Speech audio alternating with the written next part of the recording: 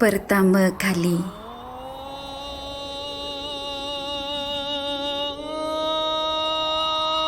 Allahu Akbar, Allahu Akbar.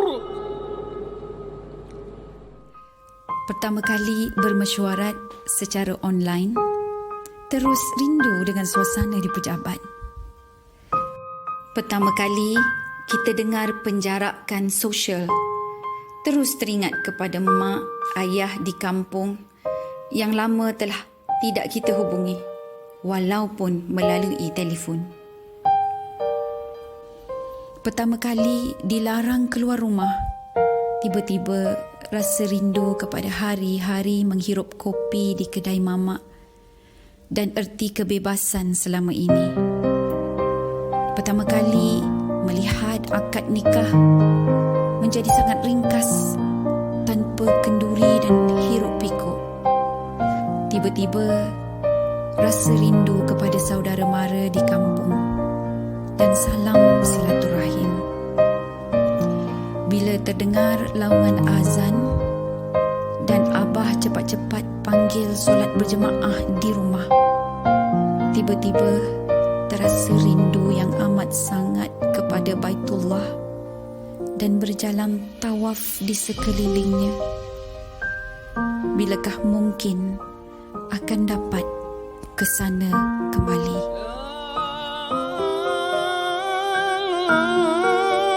La ilaha illallah.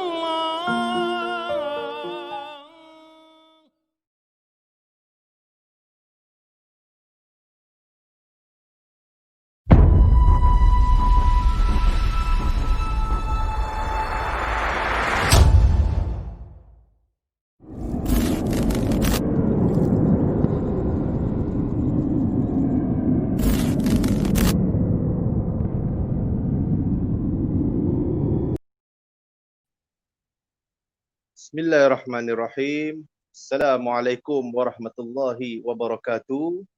Kepada penonton-penonton yang mungkin di depan kita ini, yang berada di dalam live ini, merupakan mungkin pernah menjadi duyuf rahman tetamu Allah Subhanahu wa taala. Menjadi tetamu Allah ini adalah satu perkara yang dipilih oleh Allah untuk berada di tempat yang dimuliakan, yang mana disebutkan dalam Al-Quran, A'udzubillahi minasyaitonir rajim. Bismillahirrahmanirrahim. Inna awwala baiti wudi'a lin-nasi lalladzi bi Bakkah mubarakan wa hudan lil alamin. Ya. Sesungguhnya bumi Bakkah ini adalah bumi yang di awal perbinaan awalnya, dan di sinilah yang dikatakan sebagai tempat yang Allah mencintainya. Nabi kata, kalaulah aku tidak akhruju, iaitu tidak dikeluarkan oleh penduduk Madinah, penduduk Mekah, nescaya aku akan duduk kekal di kota Mekah ini. Jadi pada tahun ini, kalau kita lihat berlaku satu bencana ataupun dugaan yang Allah duga, kita sampaikan kerajaan Malaysia mengambil satu tindakan, iaitu menggunakan istilah istita'ah. Dalam Al-Quran ada istita'ah. Istita'ah ni apa? Istita'ah ni adalah kemampuan. Jadi dari kemampuan ni, bila ulama menafsirkan kemampuan ini kepada beberapa perkara, kalau kita tengok dalam buku panduan Muzakarat Tabung Haji pun menceritakan bahawa antara yang dikatakan sebagai istita'ah yang pertama adalah mempunyai kekuatan dari segi fizikal dan mental, mempunyai kesihatan yang baik. Yang kedua adalah mempunyai kekayaan, mempunyai wang untuk perjalanan pergi dan balik. Dan yang ketiga adalah yang dikatakan sebagai aman daripada perjalanan. Dan ada beberapa lagi yang dikatakan, yang disyaratkan sebagai istita'ah oleh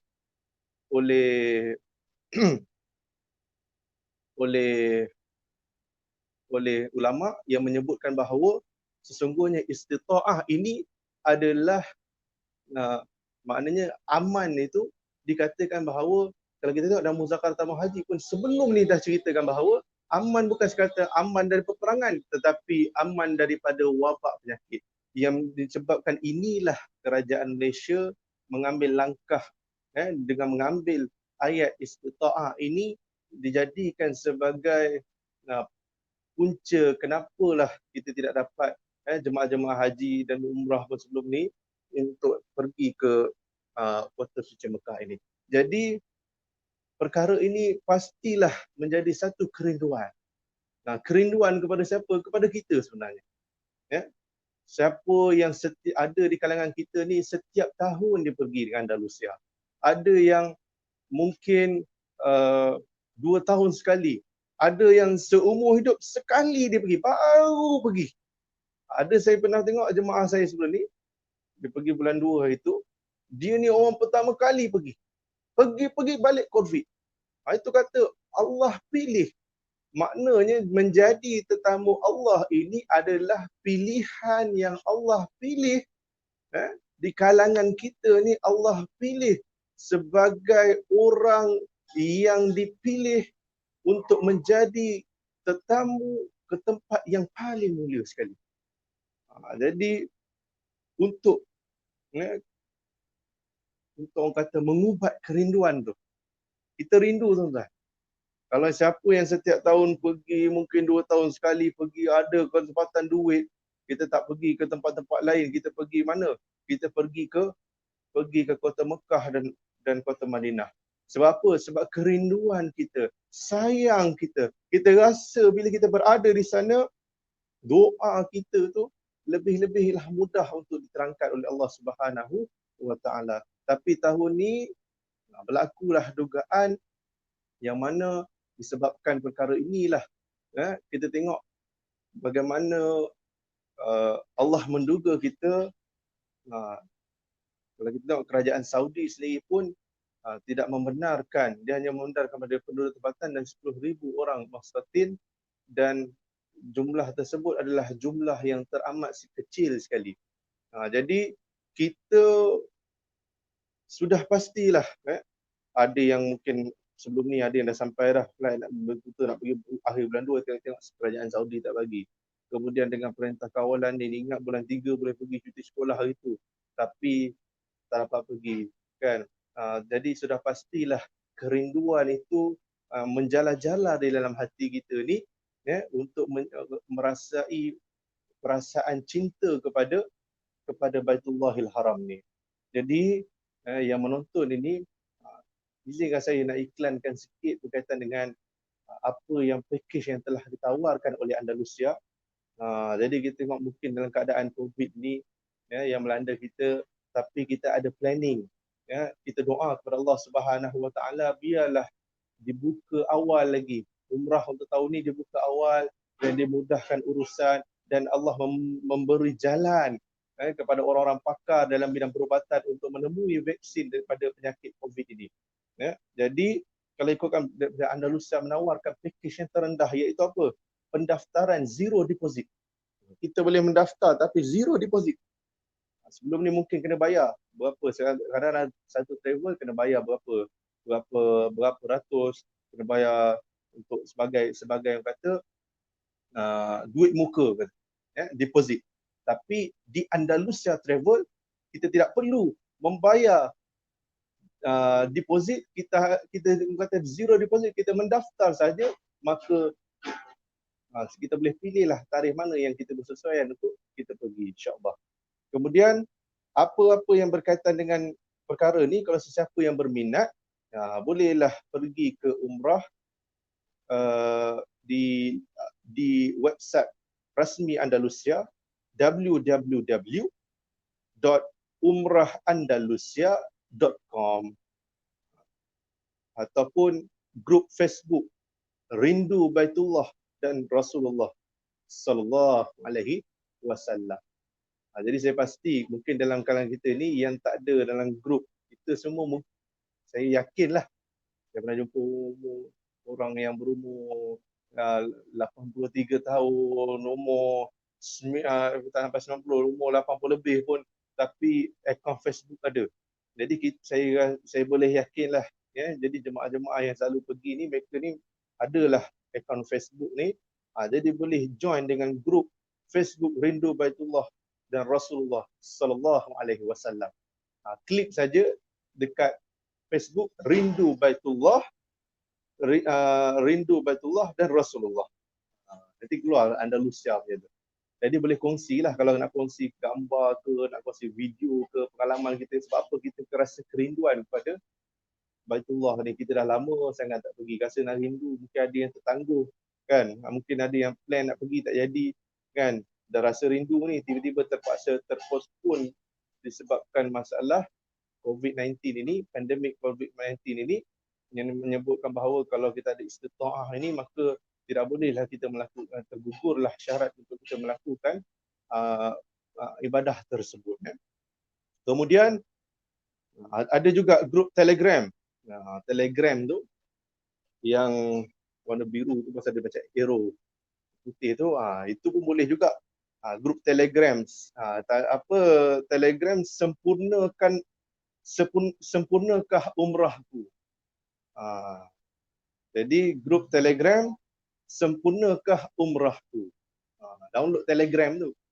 Dalam grup Telegram ni, bila kita download apa-apa benda, info ke, pertanyaan ke, yang kita tahu berkaitan dengan package yang dikatakan sebagai package zero deposit ni macam mana kita nak daftarkan, boleh pergi dekat 3 ni, saya ulang balik, iaitu pergi ke website www.umrahandalusia.com. Kemudian kedua adalah pergi, kalau kita ada Facebook, pergi type saja Rindu Baitullah dan Rasulullah. Dan kemudian yang terakhir sekali, pergilah ke Telegram, sempurnakah umrahku, sempurnakah umrah. Jadi boleh lihat dekat situ. Jadi tak ada yang salah satu, ambil lah. Kalau tak boleh nak pergi website, pergi Facebook. Sekarang Facebook banyak orang guna kan. Jadi guna kat Facebook pun boleh, ataupun Telegram pun boleh. Telegram lagi direct lah, dia kira macam WhatsApp. Apa-apa benda, persoalan, pertanyaan, sebab apa dalam situ, kadang ada staff-staff yang boleh menjawab secara direct kepada jemaah-jemaah semua. Sebab apa, package Andalusia ini dia mengharapkan apa benda persoalan itu kalau boleh kita direct tulisannya untuk kepuasan jemaah-jemaah kita. Mungkin adalah, biasalah, tidak ada benda yang dikatakan sebagai kesempurnaan. Wa khuliqal insanu dha'if, manusia ni lemah, tuan-tuan. Ada kesilapan, tapi apa yang cuba dibawakan oleh Andalusia ini adalah cuba untuk memberi yang terbaik, khidmat yang terbaik untuk para duyuf Rahman. Kita menganggap apa yang tuan-tuan haji dan hajah yang nak pergi ke sana ni adalah orang yang dimuliakan oleh Allah Subhanahu Wa Taala. Jadi boleh rujuk kepada tiga media masa ni kalau siapa yang berminat. Kalau siapa yang nak tengok pun boleh, atau nak bertanya soalan pun boleh. Berkaitan dengan package yang tawarkan, itu pendaftaran zero deposit. Kemudian ingin juga saya nak maklumkan bahawa kita Syarikat Andalusia ini beroperasi seperti biasa di HQ Desa Pandan. Di HQ Desa Pandan, siapa yang duduk kat KL, Desa Pandan ni kena HQ dia kat Wisma Andalusia tulis tu. Dan 43 cawangan di seluruh Malaysia. Waalaikumsalam. Kemudian kita tengok yang ketiga adalah kita tengok berkaitan dengan ini saya nak war-warkan berkaitan dengan rancangan ataupun FB Live yang dibuat di Facebook Andalusia ni. Yang pertama adalah siri live di Facebook berkaitan dengan siri rahsia berkat. Pada setiap hari Khamis pukul 11 pagi sampai 1 tengah hari. Yang sekarang inilah rahsia berkat. Kan? Nanti kita akan ulas lebih panjang lagi lah rahsia berkat ni, dengan ada perasaan sayang, macam mana kita nak rasa diri kita. Kalau kata kalau rahsia berkat ni, kekayaan ni tidak mampu kita kaya, tuan-tuan, kalau tak ada keberkatan tak guna juga. Yang tu kita nak mengharapkan keberkatan, tuan-tuan. Okey, kemudian Kemudian yang kedua adalah siri live santai setiap hari Isnin hingga Jumaat pukul 3 petang sehingga 3:30 petang. Itu promote cuti-cuti Malaysia. Jadi live santai ni dia ada promote lah berkaitan dengan cuti-cuti Malaysia. Apa yang maknanya orang kata benda ni secara live lah. Kita ada persoalan berkaitan dengan package ke, perjalanan kita, macam mana perjalanan kita, tentatif ke apa. Jadi kita boleh tengok dari segmen live santai ni. Kemudian seterusnya kursus umrah online bersama Ustaz Datuk Daud Cik Ngah setiap hari Sabtu pada jam 10 pagi sehingga 12 tengah hari. Ini kursus umrah online. Sekarang nak buat, kata nak pergi ke cawangan-cawangan susah. Jadi sekarang ni kita boleh pergi buat melalui, kita boleh lihat di online sahaja. Jadi Datuk Cik Ngah ni merupakan orang yang pakar dalam bidang haji, apa umrah dan haji, orang yang lama dalam himpunan ni, dan insya-Allah lepas ni kita akan berbicara dengan dia.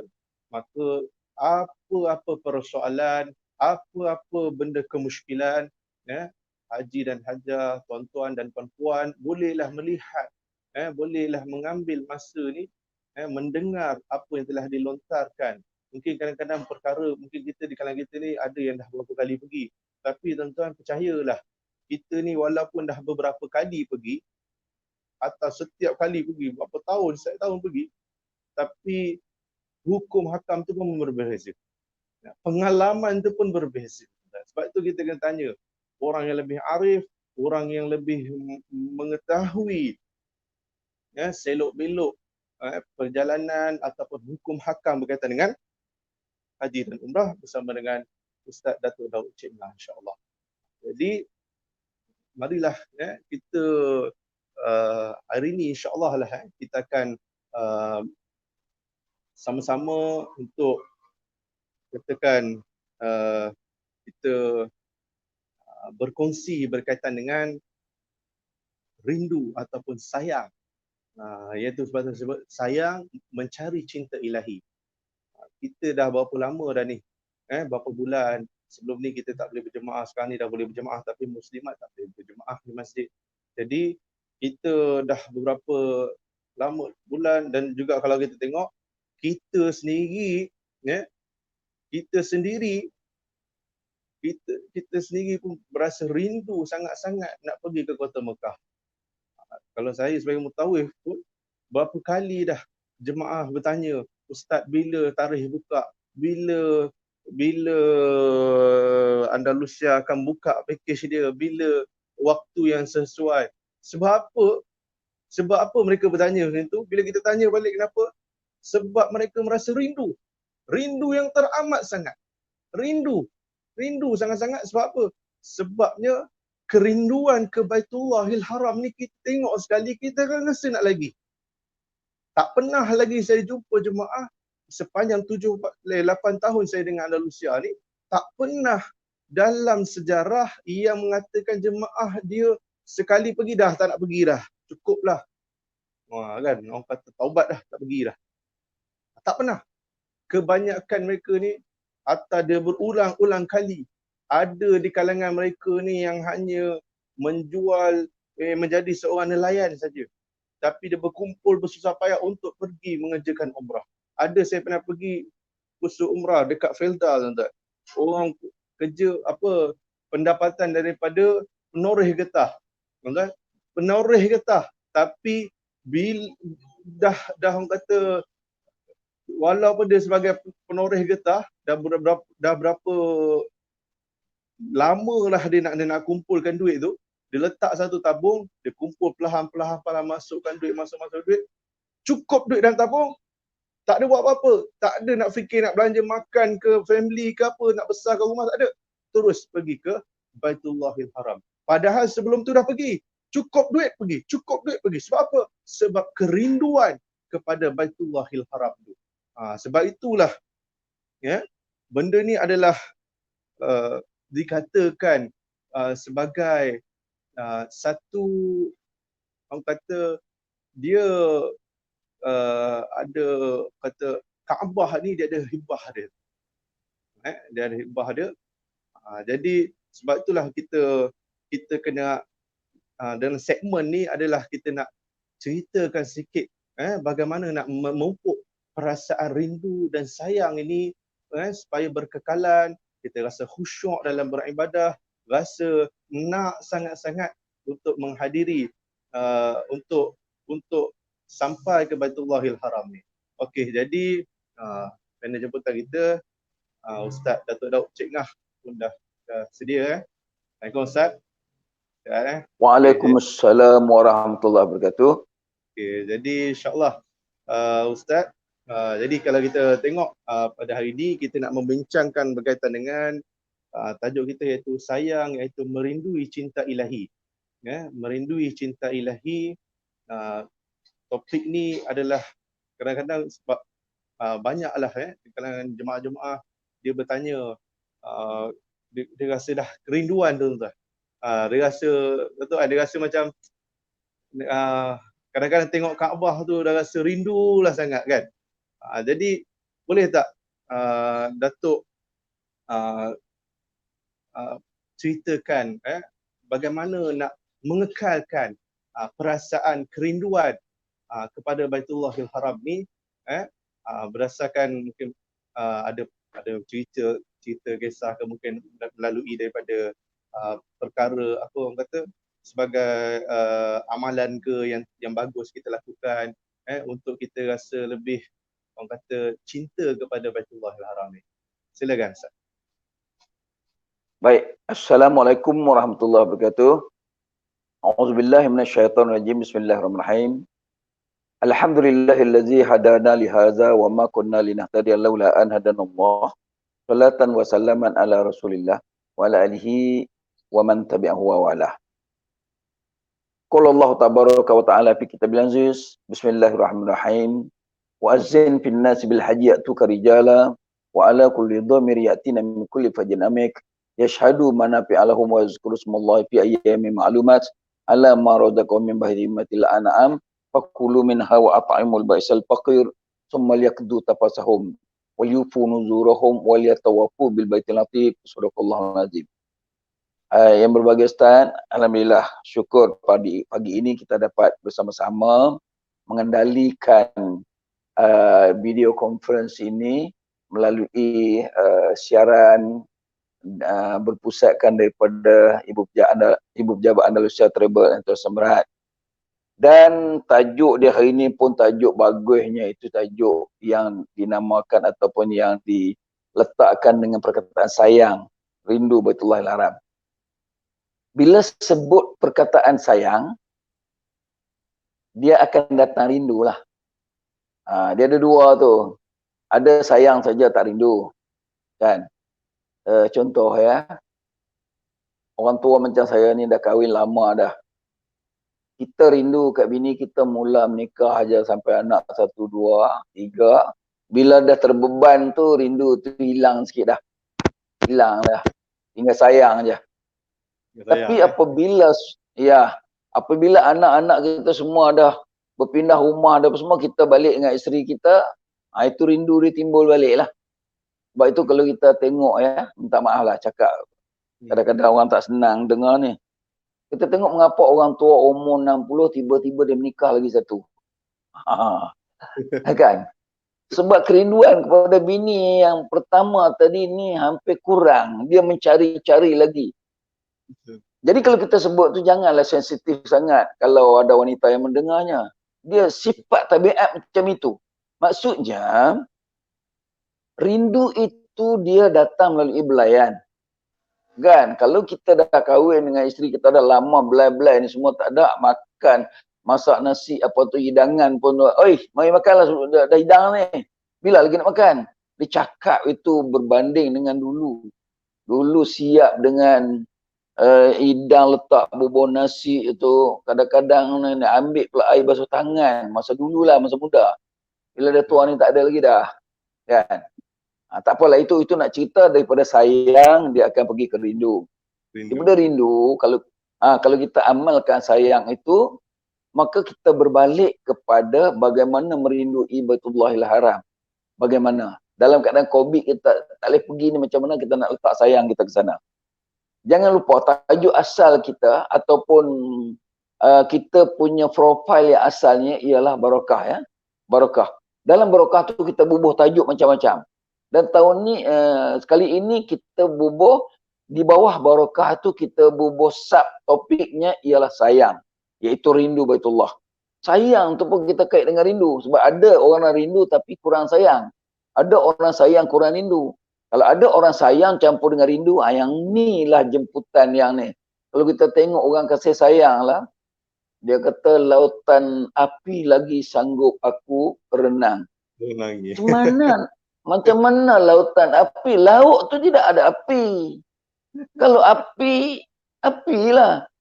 Tapi kita bahasa Malaysia ni terlalu dalam. Lautan api lagi aku akan renangi untuk berjumpa denganmu. Nak bayangkan kalau laut tu berapi dia nak pergi juga, pasalnya kerana rindu. Kalau sayang tu hubung biasa pun boleh. Tapi bila masuk rindu kena duduk dekat-dekat.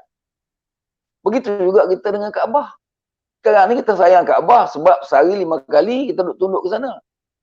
Tapi rindu ni yang orang tanya, yang Ustaz terima telefon daripada peminat daripada jemaah ni, bila lah Ustaz kami boleh pergi lagi ni. Kami dah pergi dah hari tu 2-3 tahun yang lepas. Itu dah mula masuk rindu. Sebab rindu mesti dekat. Kalau kita rindu kat bini kita, mesti tidur sekatil berdua. Jangan seorang tidur di tempat lain, seorang tidur di tempat lain walaupun sebilik. Itu tak jadi. Mengapa tu? Bukanlah kira bila rindu saja kira nak apa-apalah kan? Tak. Dia kira ada kemesraan di sana. Maka kalau kita rindu ke Kaabah, Kaabah tu sentiasa menunjuk kemesraan kepada kita. Macam saya ni, 44 tahun berulang ke Mekah. Tiba-tiba, sekarang ni sudah 6 bulan tu. Saya balik 24 bulan 2. Bulan 2, Februari, Mac, April, Mei, Jun, Julai.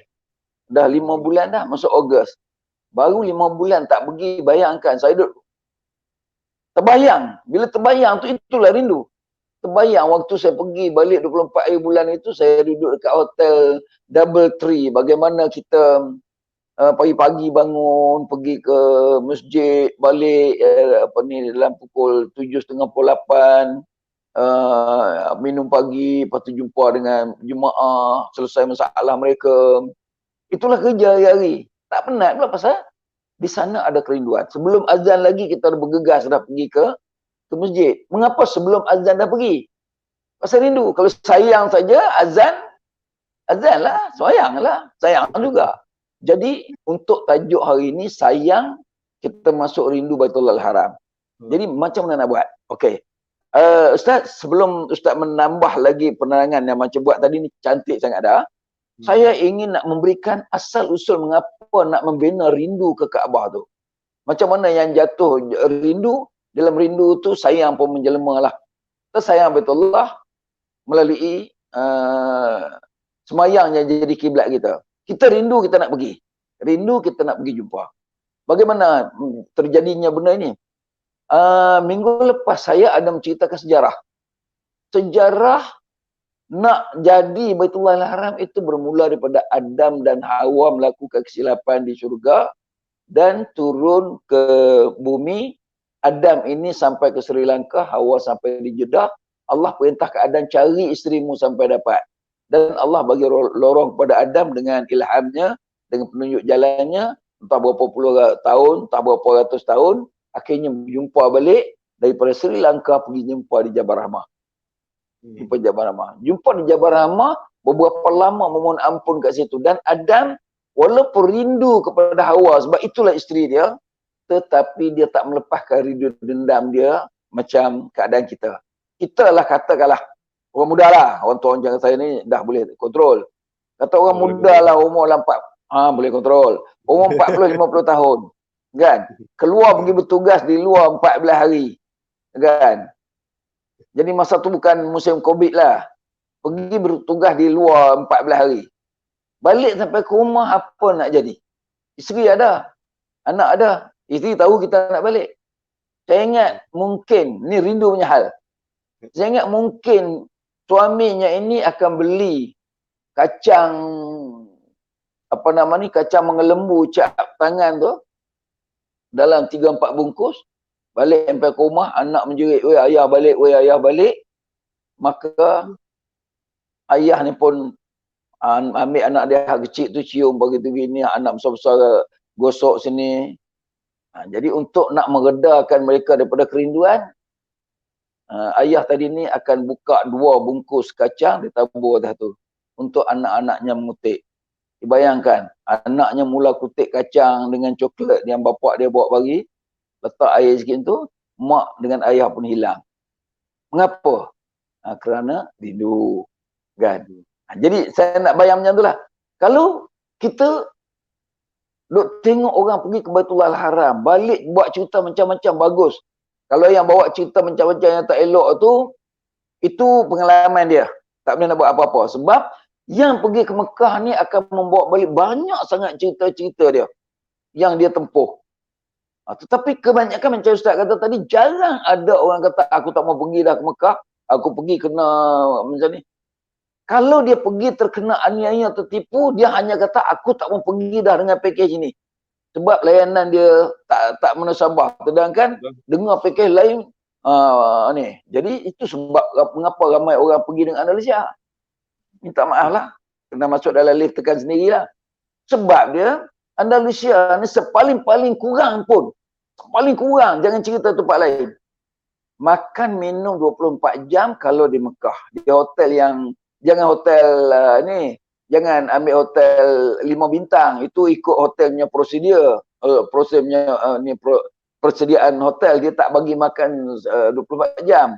Tapi kalau kita ambil hotel sederhana seperti Hanim Firdaus, yang kita booking untuk sepanjang tahun, 9 bulan dalam setahun untuk ni jemaah. Macam double tree tu, kita tengok keadaan orang ramai baru kita tempah hotel tu. Dan bila orang duduk kena ikutlah peraturan hotel sebab dia 5 bintang. Dia mempunyai kriteria jagaannya yang tertentu.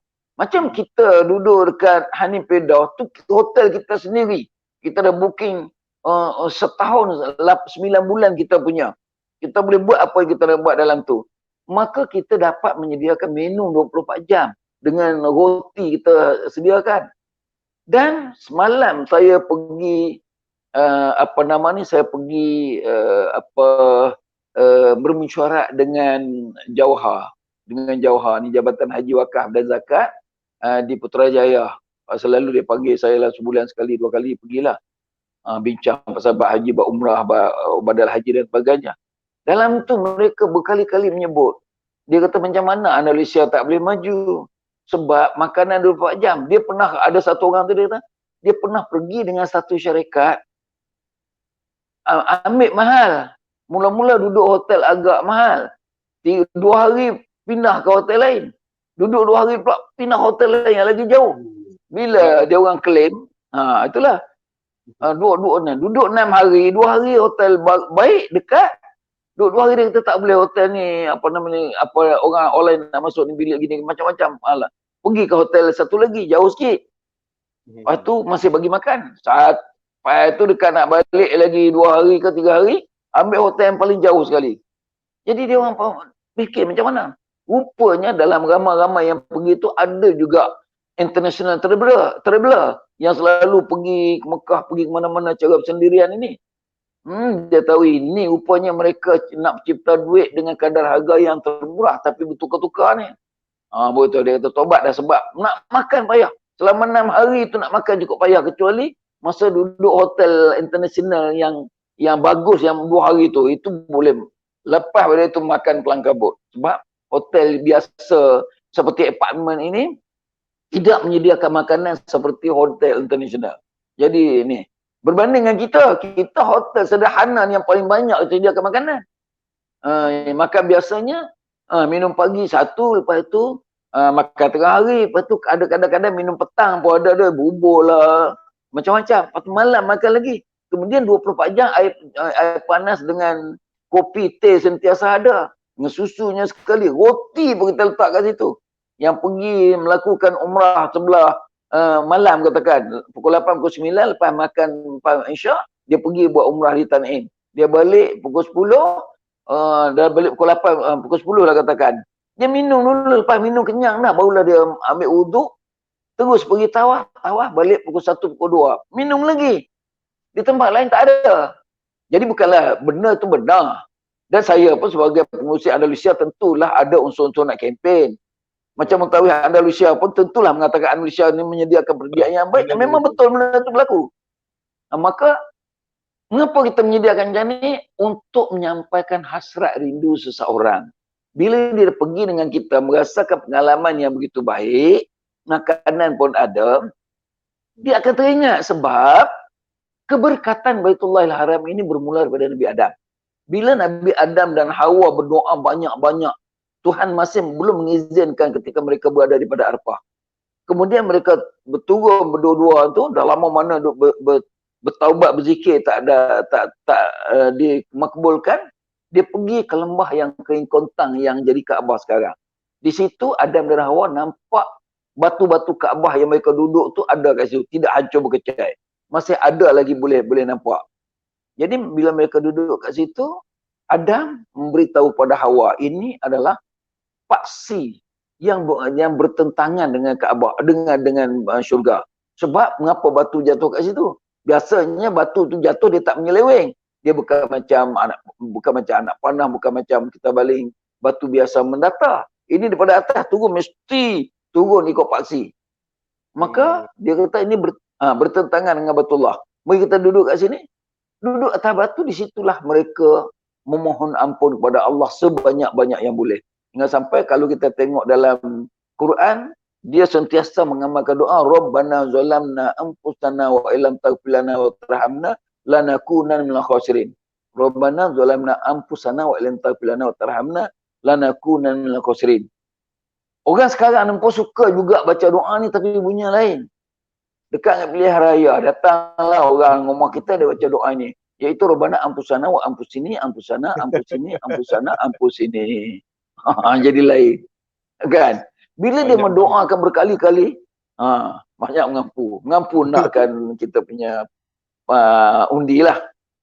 Kemudian apabila dah lama berdoa masih belum diterima, maka dia mengadu kepada Allah melalui Jibril. Jibril ada kat situ. Adam nampak Jibril. Dia kata, wahai Jibril, dah lama dah aku di Jabarama pun tak diampunkan, di sini pun tak diampunkan. Apa nak jadi kalau Allah tak ampunkan kami, tak kasihankan kami akan jadi orang yang rugi. Teruslah Jibril beritahu, wahai Adam, Allah berpesan kepada aku, kalau engkau nak merealisasikan penerimaan taubat daripada Allah, Allah kata macam ni, Fabnili baitan fatuf. Engkau dirikan sebuah rumah untukku. Fabnili baitan. Fabni, benakan. Baitan sebuah rumah. Fabnili baitan fatuf. Maka engkau pergi tawaf. Adam tanya malaikat balik. Allah ini tidak bertempat. Mengapa dia suruh buat rumah untuk dia? Jadi dia mempunyai krisis akidah dah. Allah ajar dia dalam syurga macam lain. Sekarang ni, lain pula yang malaikat Jibril beri. Jadi kita kena macam tu. Kita kena tengok juga. Dalam beberapa banyak ayat Quran, jangan direct kepada makna yang kita nampak. Dia ada makna yang terselit yang kita kena buat kajian melalui falsafah. Itu kena tengok. Walaupun Allah tak mau duduk di rumah itu sebabkan Allah itu, Allah berada. Allah ada. Kalau tersebut di mana-mana, kalau kita kata Allah ada di Mekah saja, habis dia bertempat. Sedangkan laisa kamitsli syai'. Wa huwas samiul basir. Jadi kena tengok di segi akidah. Dari segi kepahaman kita kepada tauhid. Maka apabila Adam kata, macam mana ni Allah nak rumah? Adam, kamu jangan tanya banyak. Bila Allah nak bagi kamu keampunan, buat saja. Ini adalah ta'ambudi. Jadi saya nak beritahu juga, kita bila kita semayang, rajin semayang, tiba-tiba kita masih tak kaya juga, masih ni juga kita memohon kepada Allah. Tapi Allah tidak juga memberi kepada kita kekayaan.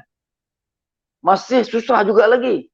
Kita kena letak kasih sayang kepada Allah dengan sujud padanya berkali-kali. Dia nak bagi, dia tak bagi ikut suka dia. Sama juga kita pergi buat ibadat banyak-banyak. Memang kita minta nak syurga. Pergi tawaf, sa'i, pergi haji apa semua. Mohon masuk syurga. Dan ada janji pula dalam haji dan umrah. Siapa yang pergi ke haji dan umrah, Allah akan ampun seluruh dosa asalkan buat dengan sempurna. Wa atimul hajja wal umrata lillah. Sempurnakanlah haji dan umrah kepada Allah. Kena buat bagi sempurna. Tapi berapa ramai yang buat sempurna?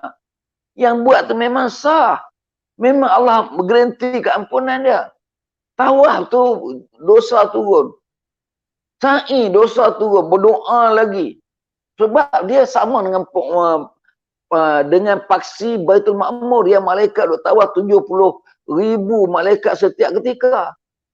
Naik daripada Baitul Ma'mur tu pula bersentangan dengan Arash, dengan Sidratul Muntaha dan sampai ke atas lagi lah, sampai ke alam malakut, alam Allah SWT. Maka di sana doa tu akan sampai, malaikat bawa naik. Jadi kita pun berdoa. Tapi kadang-kadang nampaknya Allah masih belum terima apa yang kita nak. Nak minta kaya, dia lambat bagi kaya kat kita.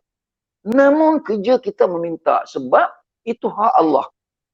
Dan kalau ditakdirkan kita terpaksa meninggal dunia esok, kena masuk neraka. Syurga neraka hak Allah. Jangan kata pergi menunaikan haji dan umrah itu terus Allah janji syurga kat kita. Cumanya diberi bayangan bahawa keampunan dosa dan rapatnya kita menunaikan haji dan umrah itu dapat dengan syurga ada. Sebab itu dijamin orang itu masuk syurga melalui perbuatan. Tapi hakikat yang sebenarnya Allah menentukan hari yaumul mahsyar. Yaumul hisab yang kita duduk di mahsyar esok berdepan dengan Allah. Allah yang tentukan kita masuk syurga atau tidak. Kita tak boleh paksa yang Allah, kita buat baik, Allah mesti masuk kita ke syurga. Tak boleh. Namun, apabila kita sayang kepada Allah, kemudian kita rindu pada Kaabah, kita pergi di keliling Kaabah itu dijanji kita dengan banyak kelebihan. Bila banyak kelebihan, banyak amalan yang kita buat, di depan Allah besok ada tulisan ya. Kalau kita tengok dalam surah Al-Isra ayat 13, kita berdepan dengan Allah. Kita berdepan dengan Allah. Allah mengatakan dalam ayat itu, wa kulla inasin alzamnahu ta'iruhu fi unuki wa nukhriju lahu yaumal qiyamati kitaban yalqa mansyura. Iqra kitabaka kafa bi nafsikal yauma alaika hasiba. Di depan Allah tu dah duduk pada mahsyar berapa lama dah kita lalu depan Allah. Dan bila kita lalu di hadapan Allah, berhenti depan Allah, baru kita dapat melihat keagungan Allah macam mana. Dan ketika itu, malaikat pun bukalah segala catatan kita. Di mana ketika kita di hadapan Allah, Allah kata, aku akan turunkan kepada mereka tulisan-tulisan mereka. Ya, aku akan turun kepada mereka tulisan-tulisan amalan buruk baik mereka di dan kanan. Jadi wa kulla inasin alzamnu ta'iru fi unuki. Semua manusia lalu depan aku, pasti dia akan berdepan dengan aku. Ketika itu aku turunkan kitab tulisan kiraman katibin kiri dan kanan. Maka mereka sendirilah yang mengagihkan di mana tulisan buruk letak sebelah kiri, di mana tulisan yang baik di sebelah kanan. Tiba-tiba tengok orang ni di sebelah kanannya tersangat banyak kebaikan. Maka Allah janji dalam Quran. Yang ni dari azali lagi Allah dah janji. Allah kata apa? Wa man utiya kitabahu bi yaminihi fasawfa yuhasabu hisaban yasira. Siapa yang tulisan belah kanannya banyak, maka kami akan kira perperiksaan yang cincai-cincai, lepas tu kami halau mereka masuk syurga. Itu janji.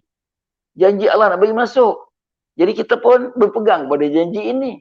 Tetapi ketentuan Allah nak masuk atau tidak, besar kemungkinan tak boleh ni sebab bergantung kepada Allah. Contoh, seorang yang betul dah pergi haji, seorang yang dah betul dosa ni nak ampunkan, menjelang dia nak melangkah meninggalkan Allah nak masuk ke syurga, apabila Allah kata okey, tulisan kamu belah kanan banyak, belah kiri tu Maka seperti janji aku bahawa aku tidak mengkiri janji, engkau boleh masuk surga. Menjelang dia nak pergi, ada malaikat bagi tahu. Beritahu dia kata, Tuan, jangan lagi lepas orang ni masuk ke surga sebab ada orang lain yang berkait dengan dia tak selesai masalah dengan orang lain. Hablum minan nas ni tak selesai. Iaitu dia bagi hutang orang tu, dia hutang orang, tak bayar hutang. Lepas tu dia ada mengambil barang orang, masa dia jahil dulu dia ambil barang orang, dia tak minta maaf apa semua. Jadi kira mengadu kepada Allah, Allah kata buka balik tulisan kesalahan dia. Tengok kesalahan dia yang lain tu tak ada sebab ringan, belah kiri dia ringan, tak ada tulisan. Tetapi masih ada kertas-kertas lagi. Kalaulah dia hidup 60 tahun.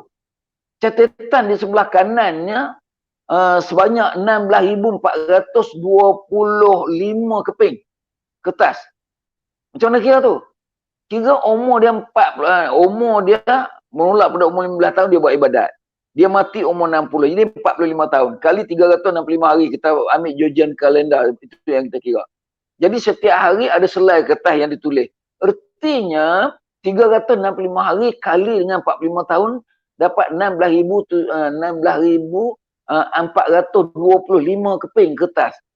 Tengok sebelah kiri 16,000 tu tak ada pun tulisan-tulisan yang kotor sebab masa dia pergi menangkap haji dan umrah habis kena bersih dah. Bersih habis.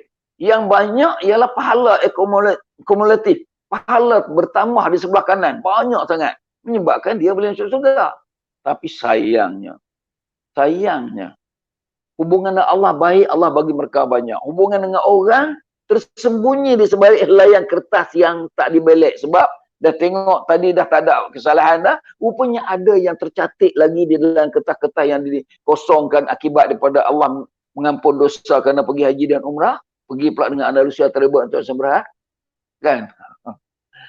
Tiba-tiba dia terselit di celah tu ada hutang orang, ada 10 orang yang ada hutang, yang janji tak terima, yang dibuat nayar kat orang macam-macam, ada.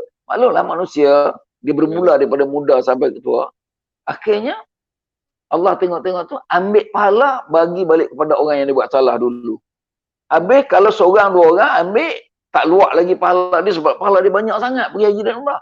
Namun kalau mari minta tu ramai sangat, aduh, macam saya katakan, berhubung dengan ribuan manusia. Oi, kalaulah sekiranya saya janji tak tunai atau saya menyakiti hati orang, bayangkan. Sebab itu saya dalam Indonesia ni, saya jaga sangat layanan kepada jemaah, jangan sampai dia berasa nak marah kepada saya dan saya pun berasa tak memarah kepada dia. Kita minta maaf apabila selesai sesuatu umrah yang pergi bersama. Dan dalam ceramah-ceramah sebelum pergi kita minta maaf kepada mereka. Jika ada kesalahan silap tolonglah maafkan. Kita tak mau bawa-bawa ke sana. Sebab bila bawa ke sana berat. Kita kena bayar balik ke dosa kita dengan orang. Hak dengan Allah dah selesai. Bayar balik hutang lagi, cakap lagi. Akhirnya, yang kita kata rindu Kaabah yang boleh mengubatkan hati kita dengan janji Allah nak bagi syurga tu, kita kena lihat banyak keadaan. Satu daripadanya inilah yang Allah kata dalam ayat 13 surah Isra' ni, wa kullu inasin alzamnu ta'rifunaki wa nukhriju lahu yaumal qiyamati kitaban yalqaman syura. Kitab tulisan kami hemburkan di atas badan mereka, mereka kutip, mereka timbang sendiri.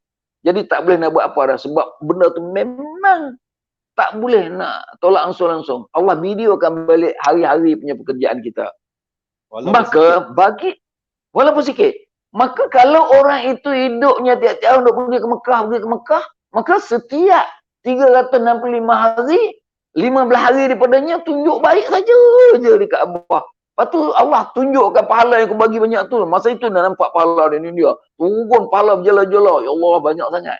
Jadi macam mana Allah nak hantar dia pergi ke neraka kalau macam tu? Jadi inilah proses kita. Ustaz sambung lepas pada ni sikit. Lepas tu saya boleh, kalau Ustaz minta saya bagi penanya boleh. Itu saya nak mengemaskan antara perkataan sayang dengan perkataan rindu. Rindu kena pergi jumpa. Rindu kat bini kena balik. Kena balik cium-cium dia sikit. Isteri pun janganlah melampau sangat. Suami balik cium dia sikit. Allah, orang tua ni Apa kalau dia tak bagi cium pun tak apa. Nanti suami dia akan cium orang lain. Dia kacau. Tolonglah Kak, jangan marah. Bila ustaz yang dah tua kata macam ini, kita nak meletakkan kerinduan itu di mana? Jangan letak pada benda yang tak rindu, benda yang tak kena mengena dengan kita. Rindu pada seorang lain yang tak bukan isteri kita, bukan apa, tapi nak seronok dengan dia, itu tak boleh. Rindu itu tak betul. Sebab itu dia tak mengikut cara yang betul. Macam kita rindu Baitullah. Bukan kata orang rindu Baitullah, dia pergi macam mana tak? Tak niat ihram pun. Aku rindu Baitullah, aku nak pergi sembahyang aja. Ini tak kena sama sekali. Tolonglah. Tak kena. Rindu Baitullah. Kemudian pergi sembahyang je. Pas sembahyang tu, umrah tak buat, apa tak buat, pergilah tawaf sunat dulu tengok, lepas tu duduk tak lama balik. Pasal aku ada duit, ikut bila aku nak pergi pun boleh. Tak buat satu umrah pun. Tak kena. Mengapa? Mengapa tak kena? Sebab orang-orang luar Mekah yang masuk ke Mekah, dia hendaklah melakukan satu umrah yang komplit. Ulang balik. Sebab Rasulullah SAW setiap kali masuk ke Mekah, buat umrah. Mengapa kita tak mau masuk buat umrah? Ustaz, ada Rasulullah masuk ke Mekah tak buat umrah. Mana? Dalam masa pembukaan Mekah, dia bawa 12,000 orang tentera. Dia tak buat umrah pun. Tapi jangan lupa, dalam tempoh yang sama, setelah 5, 16, 20 hari duduk di Mekah, dah selesai, ada orang Mekah semua masuk Islam. Mereka pergi ke Taif melalui Ja'ranah. Di sana berperang dengan suku kabilah apa dalam peperangan? Bukan, ada satu lagi dia sebut dalam Al-Quran, tadi dah terlintas nak sebut dah, tapi dah cakap yang lain terlupa dah. Berperang dengan kumpulan ini. Bila berperang kalah orang berperang ini, dia ambil rampasan harta perang dengan wanita-wanita yang dijadikan sebagai perisai mereka, dan tawanan-tawanannya dijaga oleh 12,000 tentera. Tentera Islam tak ramai mati, ada 20 orang lebih mati ketika musuh ni duduk di tepi di celah-celah batu. Bila rombongan Rasulullah lalu nak pergi ke Taif, mereka panah di celah-celah batu, yang tu kena. Tetapi bila Rasulullah Hunain, peperangan Hunain nama dia. Peperangan Hunain. Ada Al-Quran ada sebut, Muhammad, engkau bangga dengan ramainya tenteramu, tetapi telah dikucak-kacirkan oleh musuh. Maka jangan ingat kata ramainya tentera itu kita berada dalam suasana yang bagus. Kemudian fa'adallahu sakinatahu, Allah turunkan sakinah, ketenangan kepada Nabi. Nabi atur balik dan hantar pula malaikat, lam tarahan, kami hantar malaikat membantu yang kau tak nampak, berperang menang. Bila menang saja dengan Hunain, maka Rasulullah meminta izin beritahu kepada sahabat, saya nak pergi buat umrah. Maka di Ja'ranah tu menjadi mikat Rasulullah menunaikan umrah, kerana waktu masuk berperang, masuk nak buka Mekah, nak berperang, macam mana nak pakai ihram? Takkan nak pakai ihram seluar dalam, tak pakai pula pedang nak pergi tawaf. Takkan macam tu, jadi perang tak ni. Macam kita sekarang lah, COVID-19, tak boleh pergi ke Mekah. Takkan nak pergi juga, benda tak boleh. Yeah. Bukanlah artinya kita tak pergi haji, tak pergi umrah tu menyebabkan kita neraka. Tidak. Allah bagi kepada kita untuk ujian. Jadi saya rasa malam ni saya nak olah melalui forum perdana. Rasa aku tak salah dekat TV kot. Nanti dia orang akan datang buat video dan terus live lah.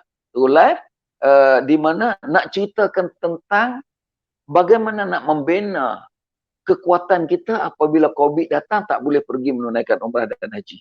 Jadi kita balik kepada masalah Rasulullah menunaikan umrah di Ja'ranah yang menjadi mikat sampai hari ini. Mengapa? Kerana Rasulullah masuk membuka Mekah pada tahun 8 Hijrah tak pakai ihram sebab nak berperang. Tapi bila selesai peperangan sebelum pergi bertentangan dengan nak pergi melawan Bani Saqif di Taif, Rasulullah ambil kesempatan untuk pergi menunaikan umrah dulu. Pergi menunaikan umrah, selesai, daripada Jaranah balik semula, barulah mereka berperang naik pergi ke Taif, berperang dengan Bani Sakif sampai menang. Dengan cara itu teruslah keseluruhan Jazirah Arab telah memeluk agama Islam dan Rasulullah berasa lega sebab tahun yang ke-9 dah Jazirah Arab dah jadi Islam. Cuma tahun yang ke-9 itu ada ujian sikit, peperangan Tabuk, di mana orang-orang Rom datang nak menyerang dan bagi tahu notif Rasulullah membuat persediaan. Jadi Rasulullah tahun yang ke-9 tak datang, dia hantar Abu Bakar dengan Umar saja datang menunaikan haji, sebab ketika itu ayat yang mengarah Rasulullah menunaikan haji sudah turun. Jadi haji itulah diperuntukkan kerana Mekah bebas boleh masuk. Namun oleh sebab ada peperangan, Rasulullah tangguh. Macam kita sekarang dah dapat jemputan, ada COVID-19, di Arab Saudi suruh tangguh, dia tak bagi visa, kita tangguh. Maka benda-benda itu semua akan menjadi bahan kajian falsafah mengapa Allah mengenakan sekatan ini melalui COVID ini, supaya kita mendambakan kerinduan kita kepada Allah, kepada Allah, kena bertangguh. Jadi rindu pun kena tangguh juga, tak boleh nak jumpa, tak apalah, bersabar je lah. Jadi saya serah balik kepada Ustaz untuk Ustaz nak beri apa-apa ulasan, dan mana nak tahu nanti dalam pukul 11.10 ke, kalau ada orang nak bertanya tentang rindu Baitullah yang kita beri tajuk sayang hari ini, kita akan jawab soalan tu insya-Allah. Silakan Ustaz. Saya minta maaf ambil panjang sikit sebab nak mentafsirkan rindu tu macam mana. Terima kasih ya. Silakan Ustaz. Okey. Ya. Alhamdulillah. Terima kasih kepada Ustaz Datuk Daud Cik Nah di atas ulasan tadi kaitan dengan sayang, rindu pada Baitullahil Haram ni. Kalau kita lihat perasaan tu, itulah menunjukkan keimanan kita kepada Allah Subhanahu Wa Taala. Jadi kita mengharapkanlah, biarlah benda ni kata dipercepatkan, kan. Dan saya difahamkan malam baca ada dekat UK dia dah terima dengan satu dapat vaksin kan. Tapi sebab bila kita tengok vaksin tu kita seronok je. Sebab apa? Sebab kita rasa sebab kalau ikutkan dekat Timur Tengah ni, Saudi ni lah antara negara yang paling banyak terjejas COVID ni. Jadi bila banyaknya terjejas COVID ni, dia akan berimpak jugalah untuk jemaah-jemaah kita untuk nak masuk ke Baitullahil Haram. Jadi kita tengok bagaimana yang telah diulaskan oleh Ustaz Dr. Syekh Nah tadi, kita panjang lebar kita dengan rindu. Jadi dengan perasaan rindu ni sebenarnya benda yang orang kata kita kena tanamkan dalam diri kita sendiri. Kena tanam dan kita kena faham, kan? Bagaimana nak ada perasaan rindu tu, kan? Kita kena ada dalam diri kita ni, kita kena ada, orang kata benda tu wajib ada, orang kata, kan? Di dalam diri kita ni untuk menunjukkan bahawa yang kita ni benar-benar lah. Dan kalau kita tengok berdasarkan Ustaz Daud Cik Nah ceritakan tadi, ada orang kan, berapa orang tanya bila akan buka, kan. Ustaz ada anggaran ke Ustaz? Anggaran tu anggaran dia kita doa supaya dalam bulan 10 ke bulan 11 ni boleh kot. Kita doa lah. Kalau dapat. Sebab ada yang jemaah tanya, bila Ustaz, bila nak pergi ni kan, rindu. Kadang-kadang dia share gambar tu kan. Ini nak katakan rindu dan sayang kepada Baitullah ni kan. Kan, jadi rasa macam, sebab apa? Sebab tempat yang kita nak pergi ni, macam Ustaz cerita kan, adalah tempat yang dimuliakan, yang mana kalau kita yang tempat yang mana tempat tersebut adalah tempat yang kita beribadah di situ lebih baik, ganjaran dia tu lebih baik, lebih banyak daripada tempat-tempat lain. Dan tempat itulah yang Allah cintai, di muka bumi Allah ni, itulah tempat yang Allah cintai. Jadi sebab itulah kita perasaan ni dengan adanya live ni segmen ini dengan penerangan yang panjang tadi yang telah diterang secara detail oleh Ustaz Dr. Daud Cengah tadi tu, diharaplah kita dapatlah serba sedikit orang kata pengubat rindu kan, adalah sikit info-info adalah sikit orang kata uh, input yang kita boleh dapat daripada apa yang telah diberikan tadi, insya-Allah. Okey. Jadi menunggu ada persoalan ke? Soalan daripada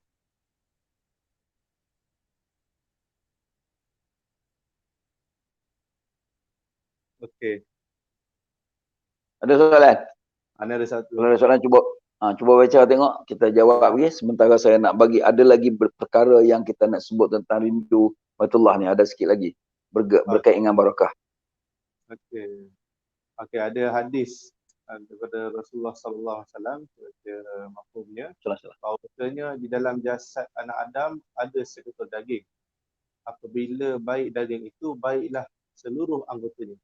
Sebaliknya, jika jahat daging itu, jahatlah seluruh anggotanya. Ketahuilah daging itu ialah hati. Soalan dia. Bolehlah tanya jelaskan tentang sabda Rasulullah. Pasal hati itulah. Pasal hati. Pasal hati itu maknanya adakah dengan kata daripada apa yang boleh kita tengoklah daripada soalan ni, dia kata hati ni kan maknanya dengan cara pemakanan kita ke kan, bagaimana dengan tingkah laku kita ke, perbuatan kita ni, adakah bagaimana kita nak membentuk hati kita tu sendiri, membentuk menjadi hati baik ya. Menjadi Ya, terima kasih. Hati ini dia mendorongkan kita melakukan sesuatu di segi fizikal. Hati juga dia transfer ingatan kepada akal untuk memikirkan natijah daripada hasil perbuatan kita. Dan hati ini juga dia membina kasih sayang juga kerinduan. Sebab hati ini yang Rasulullah kata dalam jasad manusia ada seketul daging. Kalau daging ini baik, baiklah keseluruhannya. Sebab dia adalah sumber enjin yang menjanakan perjalanan hidup kita. Jadi kalau enjin kita tu bagus, kita jaga dengan minyak yang betul, kita kawal. Sebab yang kawal tu ialah otak kita, tangan kita, kaki kita. Yang jaga hati tu, hati terlintah nak teringin nak buat apa-apa, kaki akan pergi, tangan akan cari sumber yang boleh sampai ke ni seperti cari duit sebagainya, dan badan ini nak pergi ke tempat itu, badan ini kena menyelimutkan dirinya dengan pakaian. Pakaian pula kena sesuai. Jadi itu adalah merupakan, nampak tak? Sesuai menyampaikan hasrat rindu. Satu contoh, bila kita pergi ke Mekah, kita ini dijadualkan masuk ke Mekah melalui Jeddah. Maka nak sampai ke Mekah itu diminta supaya kita memakai ihram. Cuba bayangkan, kita boleh pakai ihram bila bagi arahan. Sedangkan bila kita pergi ke mana-mana, semua kita pakai seluar, pakai kot, pakai tie, pakai minyak wangi.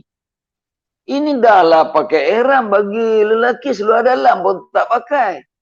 Isteri duduk sebelah, minyak wangi pun tak boleh pakai. Bayangkan nak pergi ke Mekah, kena pakai pakaian yang Allah suruh. Tapi kita boleh buat pasal apa? Kerana rindu. Kalau kita sayang kepada seorang wanita, dia meminta sesuatu untuk kita sampai jumpa dia, dia nak sesuatu tu, kita akan cari bagi juga dekat dia walaupun susah. Isteri kita mengandung, mengindam pula, nak makan itu, nak makan ini. Kita nak jaga hati dia yang mengandungkan anak kita, zuriat kita. Kita sanggup mencari benda yang payah-payah. Satu ketika dulu ada seorang kawan, bila isteri dia mengandung, dia memaksa suaminya isap rokok. Dia nak isap rokok bekas suaminya isap. Suami dia kata, yang abang ni tak isap rokok, macam mana nak isap? Dia kata, pergi juga, beli juga, isap lah setengah tu bagi kat aku. Dah ulang dah sampai kat sebulan. Bagaimana suami dia yang nak menciptakan rindu bukan dengan jalan yang salah. Sama juga orang pergi ke Mekah. Kalau pergi ke Mekah, sayang Baitullah, tetapi tak pakai ihram. Masuk membuta tulis, pergi ke Mekah pun pakai ihram. Artinya rindu itu tidak tercapai. Isteri kita rindu dekat kita. Kita nak balik, dah tinggal dia 3-4 hari. Dia kata, abang balik nanti sampai di satu tempat yang abang singgah, beli buah ini. Selalu kita kita beli buah ni buat balik. Tiba-tiba kita terlupa nak beli. Kecewa. Bila kecewa, kita kena tengok dia punya respon melayan kita tu memang lain daripada kita penuhi hasrat dia. Sama juga dengan Allah memberi syariat kepada kita. Bila bagi syariat kepada kita, ikut syariat itu, kita tidak akan kecewa sebab Allah akan bagi tepat. Jadi ini nak cerita kata bila rindu, jangan rindu sebelah pihak saja. Rindu kena ada dua. Jangan bertepuk sebelah tangan. Boleh tepuk sebelah tangan tapi dapat angin sajalah. Kena tepuk nak bagi berbunyi, kena ada dua pihak. Oleh itu merealisasikan rindu ini biarlah mengikut syariah. Bila mengikut syariah, rindu suami isteri pun ikut syariah. Tak boleh sembarangan dia nak melepaskan nafsu, belasah tak kira siapa pun. Tak boleh, dia kena tempatnya yang tertentu kita melepaskan sebab ada implikasi selepas pada itu. Jadi inilah dia, kita nak jawab soalan bagaimana nak merealisasikan rindu itu supaya ianya macam mencapai matlamat yang maqasidus syariah. Maqasidus syariah tu qasad Allah jadikan kita untuk menyembahnya, kita ikut benda itu. Sebab Allah memberi kebebasan kita untuk berada menguasai dunia ini dengan apa kelezatan dunia. Dibagi. Tapi jangan lupa sama sekali akhirat. Rabbana atina fid dunya hasanah wa fil akhirati hasanah wa qina azabannar. Itu sedikit daripada penjelasan daripada pertanyaan tadi. Kalau kurang lagi boleh tanya balik semula, kita olah lagi panjang. InsyaAllah. Okey Ustaz, ada satu soalan ni daripada jemaah saya lah, tapi tak masuk ini. Cuma saya minta dengan Ustaz lah. Dia tanya berkaitan dengan kan kata berkemampuan tu Ustaz. Berkemampuan tu dia sebenarnya dia sayang Ustaz. Dia sayang. Dia rasa rindu dan sayang nak pergi ke Kota Mekah ni kan. Jadi bila dia rasa rindu dan sayang ni nak pergi ke Kota Mekah, tapi dia kata kewangan dia tu tak mencukupi. Tapi dalam masa yang sama, dia adalah rumah ada kan, atau rumah sewa pun ada kan. Dia kata tak cukup lagi lah dari segi kemampuan dia tu, yang kata istita'ah tu kan, kemampuan dia tu kan. Sampai tu. Jadi ada tak Ustaz, macam mana pandangan Ustaz berkaitan dengan benda ni? Mungkin ada nasihat. Okey. Terima kasih. Seorang yang memiliki keupayaan pergi, yang boleh dia pergi, dia kena berpuasa dengan benda yang lain. Artinya menahan diri daripada mengejar kehendak-kehendak lain. Dia kena tunaikan hak Allah dulu. Kenapa? Permulaan masuk tadi, Ustaz ada baca satu ayat. Ayat Ustaz baca tadi, yang berbunyi walillahi 'alan nasi hijjul baiti man istata'a ilaihi sabila. Kalau tak salah ana dengar tadi ni. Allah memperdukan haji kepada mereka yang berkuasa sampai kepadanya. Jadi ada kuasa boleh pergi. Kalau daripada soalan yang kita terima dari penanya tadi, dia sudah ada rumah sewa, dia ada rumah tempat tinggal dia. Artinya kemampuan sudah ada dekat situ sebab dia ada duit boleh beli rumah lain. Hingga sampai boleh buat rumah sewa. Jadi kalau begitu keadaannya, apa yang kita boleh buat? Dapat rumah sewa tu tak ada masalah. Tak ada masalah. Tetapi kalaulah dia dah bekerja, rumah sewa, pendapatan income tambahan pun ada. Tapi malangnya dia tangguh tak pergi ke Mekah. Hingga sampai kadang-kadang meninggal dunia. Kita kena tengok. Orang yang rindu ke Baitullah ini, dia akan mengikuti syarat sampai ke Mekah. Dia ada 6. Sebenarnya ada 12. 12 ya. 12 tapi saya sebut 6. 12 tu macam ni. Kita ambil semualah 12 tak apa. Ya, syarat asas istita'ah itu Islam, akil, baligh, merdeka. Itu asas. Islam, kena Islam dulu. Lepas tu akil. Ada akal. Jangan gila, jangan budak kecil sangat. Tak wajib lagi. Kemudian baligh. Baligh itu ada kemampuan boleh berfikir lah. Kan? Boleh independen lah. Kemudian satu lagi ialah merdeka. Merdeka ini tidak dia tidak bukan hamba sahaya. Kemudian yang nombor 5 istita'ah. Dalam istita'ah ini kita pecah menjadi 6. Tadi dah 4 kita pecah jadi 6. Apa dia istita'ah ni? Mempunyai keuangan. Ada duit. Istita'ah tu ada duit yang boleh pergi. Artinya dalam masa kita bekerja, kita kena kesampingkan sedikit duit untuk pergi umrah. Jangan ingat nak ambil buat belanja, nak hidup, buat modal semua, nak buat kerja lain dulu.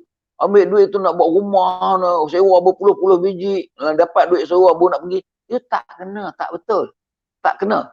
Dia kena kesampingkan sedikit sebab kata almarhum Ustaz Ismail Kamus, duit yang kita belanja pergi menunaikan haji dan umrah, duit yang kita belanja infak wakaf, duit yang kita sedekah pada orang, itu betul-betul duit yang akan lahir di depan Kaabah besok. Ini duit engkau. Tapi duit yang kita simpan, duit kekayaan kita dalam bank, duit kita dalam saham, bukan mesti duit kita. Sebab kalau kita mati, duit itu semua akan jadi warasah, akan jadi pewarisan orang lain. Jadi sebab itu kita kena utamakan yang ni. Maka kalau kita nak tanya bagaimana nak merealisasikan kerinduan ke Baitullah, sedangkan ada rumah sewa, yang ni kena fikir panjang. Bahawa rumah sewa tu kenalah simpan untuk tujuan pergi menunaikan haji. Sebab ada di dalam Al-Quran menyebut man kana yuridul hayatad dunya wa zinataha wa fi lahim a'malahum fiha wa hum fiha la yubqasun ulaika allazina hum fil akhirati ada ayat sambungan ayat tu lagi, tapi saya akan cerita kemudian. Ada kadang-kadang terlintas tak pernah ingat ujung ayat tu. Ulaika allazina hum fil akhirati illa nar fahbitu ma sana'u wa batilu ma kanu yaf'alun. Tapi saya takut salah bacalah sebab teringat macam itu saja. Maksudnya orang-orang yang hidup mencari perhiasan dunia, Allah kata kami tidak kurangkan sedikit pun, kami penuhkan perhiasan pencarian dia. Sebab dia cari dunia aja hidup ni. Rabbana atina fid dunya hasanah wa fil akhirati dia tak kira. Dan akhirat itu yang paling lama kita nak hidup. Maka apa kata dalam ayat ini? Kami akan sempurnakan pencarian dunianya sampai lengkap, sikit pun tidak dirugikan. Fahum la yubqasun, tidak dirugikan. Tetapi ulaika allazina hum fil akhirati, mereka ini apabila di akhirat nanti akan pergi ke neraka wahabita masana'u. Habis langsung apa yang mereka ikhtiar cari. Macam yang dikatakan oleh Datuk Meir Kamus, kaya banyak mana pun bila kita tinggal, kekayaan itu takkan masuk bersama-sama ke kubur. Yang masuk hanyalah duit perbelanjaan pergi menunaikan haji dan umrah, duit kita berinfak sedekah, duit kita masuk bagi kat masjid, duit kita wakaf dan sebagainya. Itu saja betul-betul duit kita. Hal lain pun dapat pahala juga sebab bila mati tinggalkanlah harta ke anak kita jadi waris. Janganlah kata ustaz kata macam tu saya tak mau. Duit-duit semua tak boleh lah. Jangan wakaf semua. Dalam Al-Quran pun kalau kita nak wakaf semua, laku 1/3 saja untuk jalan Allah. Yang 2/3 lagi kena buat kerja dunia, faraid lah kalau kita dah meninggal dunia. Itu nak kena tengok. Sebab Allah suruh kita rasa hidup nikmat dunia. Kena ikutlah nikmat dunia, nikmat yang diizinkan. Jadi minta maaf lah panjang tafsiran ini supaya nak melengkapkan hujah.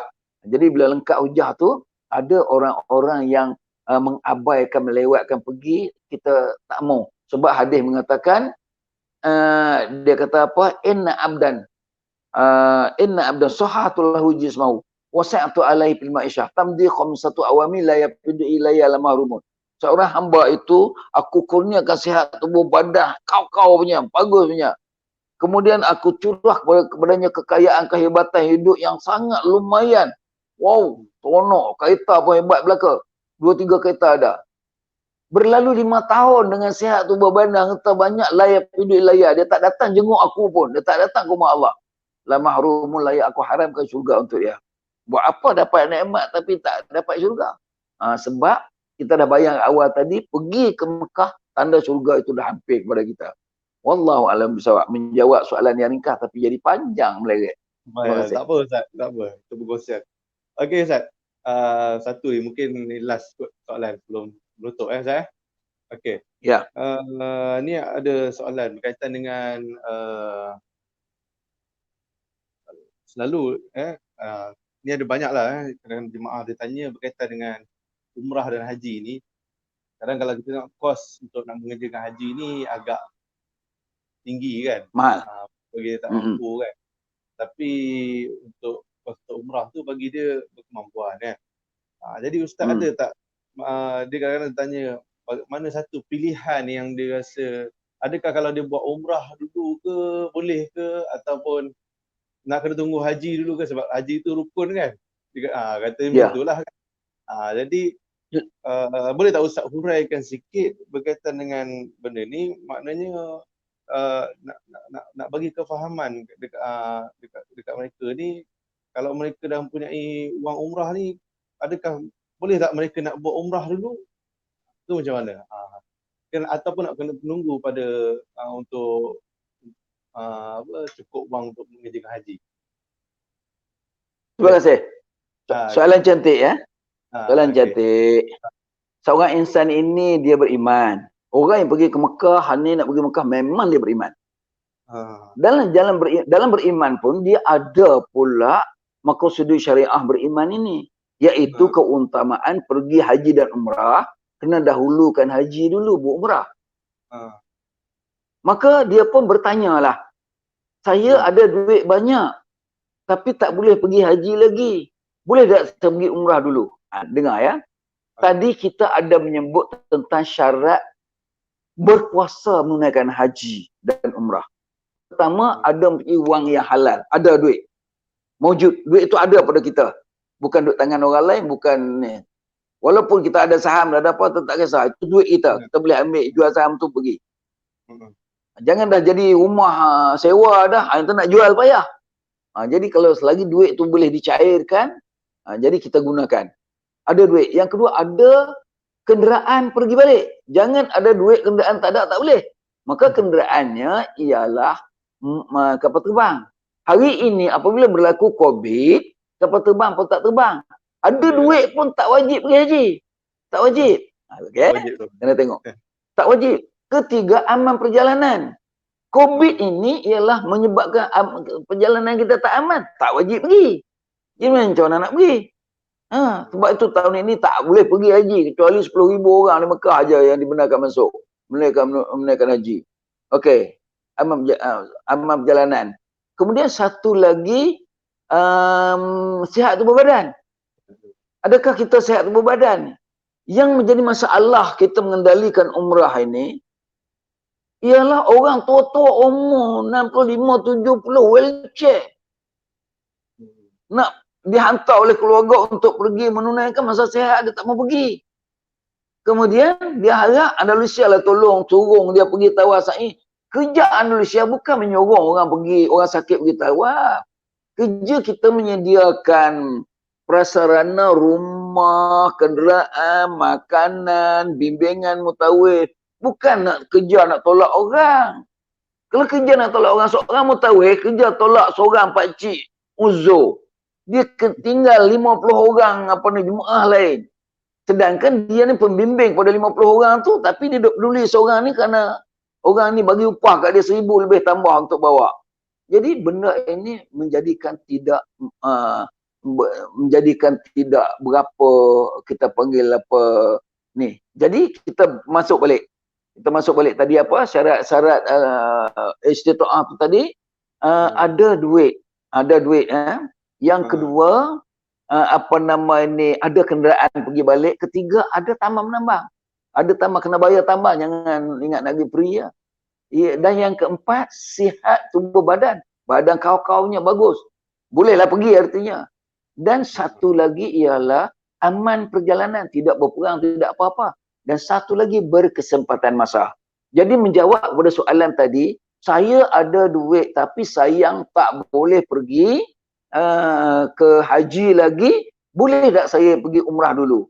Jawab dia, boleh, dan umrah itu sebenarnya rukun Islam, bukan kata haji saja rukun Islam. Umrah itu sendiri pun memang fardu ain. Mengucap kalimah syahadat, kemudian kita sembahyang, kita puasa, zakat, haji. Dalam haji ada umrah. Jika tidak ada istitaah, kerana kesempatan masa tak sampai lagi, kita tak tercalon, tak masuk kota lagi. Ataupun kota dah masuk tetapi sayangnya kita terhalang disebabkan oleh COVID. Maka haji tidak dibenarkan kita pergi, maka kita tak pergi. Oleh demikian, pandangan saya, orang yang ada duit macam ni janganlah mati tanpa pergi melihat Kaabah. Naklah dia pergi menunaikan umrah dahulu.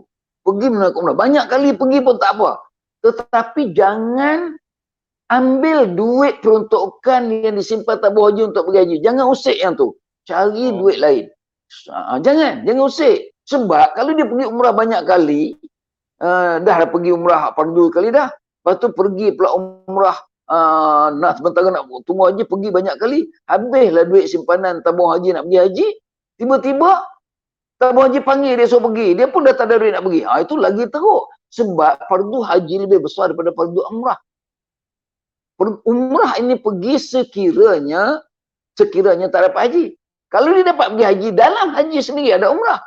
Pergi tamattu' buat umrah dulu, kemudian buat haji. Pergi ifrad, tunaikan haji dulu, kemudian buat umrah. Kalau tidak pun pergi haji kiran. Dalam masuk ke Mekah, terus niat haji dan umrah sekaligus. Artinya umrah dah ada dalam haji. Haji itu ni. Tetapi kalau di luar musim haji, maka umrah sajalah kita pergi. Walaupun banyak kali pergi. Jadi tolong jangan usik duit haji. Sebab kalau malaikat tanya besok, jangan lupa. Masa sakit tu suruh anak simpan resit tabung haji dalam kain kapan. Ya, masa nak mati tu. Mengapa ayah simpan ni? Sebab saya tak pergi haji lagi. Nak bukti kepada malaikat saya ada resit nak pergi haji. Jadi bila malaikat tanya, mengapa engkau sebagai seorang Islam mengapa tak pergi haji? Cakap dia, saya nak pergi tuan. Tapi belum sampai kawanmu tarik nyawa dulu, tak sempat pergi. Tapi saya ada persediaan. Ada bukti yang ada tuan. Ini resit tabung haji. Tunjuklah resit tu kepada malaikat supaya memudahkan dia memberi apa-apa kemudahan kepada kita, keringanan kepada kita disebabkan niat nak pergi haji itu dah ada. Wallahu a'lam. Okey. Pergi umrah dululah bagi soalan tadi. Ada satu soalan lagi. Okey. Assalamualaikum Ustaz. Apakah pendapat Waalaikumsalam. ahli haji dan umrah? Mohon penjelasan Ustaz. Apakah pendapat? Perbezaan tahallul? Perbezaan. Tahallul haji dan umrah. Gini. Perbezaan tahallul haji dan umrah ni benar tu hampir sama, sebab tahallul ni nak buat melalui bergunting rambut, bercukur. Cumanya orang pergi menunaikan umrah, rukun dia sikit. Rukun dia umrah ini niat ihram, kemudian pergi tawaf dengan lengkap ikut syarat dia, pergi sa'i, lepas sa'i bergunting. Lepas tu tertiblah 5 rukun. Sedangkan haji ni dikaitkan dengan tambah lagi rukun dia. Niat haji, lepas tu kena pergi wukuf di Arafah. Kemudian tawaf Baitullah, sa'i dan bergunting, dan tertib pada kebanyakan rukun. Namun haji ini pertama kena ada masa. Masa dia 9 Zulhijjah kena ada di Arafah. Kedua, dia ada wajib lain, iaitu mesti bermalam di Muzdalifah, bermalam di Mina, melontar jamrah. Jadi ada 3-4 komponen wajib yang ada di dalam ibadat haji. Sedangkan dalam ibadat umrah tidak ada pula bermalam di Arafah dan bermalam di Mina, melontar jamrah, tak ada. Masuk tawaf. Lepas tawaf cukup tunjuk dengan sempurna, sa'i, lepas sa'i gunting rambut. Maka dapatlah. Kemudian tak perlu tunggu masa. Kalau kata hari pertama dia sampai dia buat satu umrah, dia rehat sehari, duduk hari yang ketiga, dia pergi buat umrah lagi, tak ada masalah. Haji haji sekali je. Bila kita niat sebelum wukuf di Arafah tu, itu saja. Untuk tahun tu sekali itu saja. Kemudian haji nak pergi tahun-tahun lain, memang tak ada harapan langsung nak pergi. Tak boleh. Kalau lagi tak masuk kota, tak boleh pergi. Sebab dianya diperiksa atau diteliti oleh kerajaan Saudi dengan lengkap. Disebabkan oleh haji itu ada mempunyai waktu. Jadi bagi orang lain belum pergi lagi, yang dah pergi tu jangan pergilah. Memang dia tak akan keluarkan visa. Itu syarat ni. Tetapi umrah berulang kali. Dalam sebulan dia nak pergi 2 kali, boleh kalau dia ni. Sebab tidak menggunakan masa. Jadi beza di antara dengan umrah. Umrah ini kalau kita pergi, dia satu tidak menentukan masa. Kedua, dia tidak terlibat dengan bermalam Muzdalifah, melontar jamrah di Mina, bermalam di Mina dan sebagainya. Maka kuranglah kesesakan atau beban tanggung kepada umrah sebab dia boleh pergi bila masa saja, dia tak perlu mesti tunggu orang ramai seperti pergi haji. Tapi haji ini tak boleh. Pertama sekali mesti ada kota dulu sebab orang semua tunggu nak pergi haji. Dia rukun lebih besar. Kedua, kena wukuf di Arafah pada hari yang ditentukan dalam maqasid syariah haji. Kemudian kena pergi ke Mina bermalam kat sana sempit. Tidak duduk di hotel Mekah dah. Duduk di satu khemah sampai 22 orang. Khemah kecil lah. Asal dulu 16 orang. Kena duduk. Memang tak habis tidurnya. Kemudian nak pergi ke bilik air pula pagi-pagi subuh. 2,000 orang. Nanti 3,000 orang. 3,000 orang. 3,000 orang duduk dalam satu khemah, satu maktab. Di mana ada 20 unit tandas. 20 unit tandas. Allah memberi haji itu punya dugaan yang amat tinggi dan apa nama ini beban yang agak berat lah, jihad macam berperang ke jalan Allah. Bayangkan 20 unit selama 4 hari berada di Mina, 20 unit tandas, 10 untuk lelaki, 10 untuk perempuan. Kongsi dengan 3,000 orang, semua pekan nak berak, nak kencing, nak mandi, nak ambil wudu. Memang pagi-pagi macam tu. Memang teruk. Jadi ada perbezaan di antara haji dengan umrah.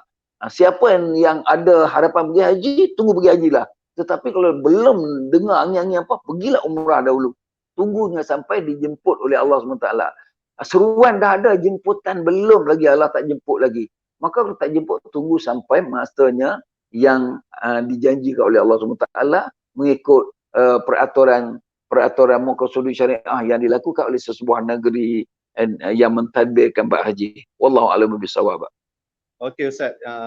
Jadi insya-Allah kita terus pada khulasah Ustaz. Khulasah dengan segmen ni insya-Allah. Rindu Baitullah. Rindu Baitullah. Khulasah dia begini. Kalau ada soalan lagi layanlah kalau dia orang tanya. Kita boleh jawab lagi. Kesian. Kalau ada soalan tak celah aja masukkan.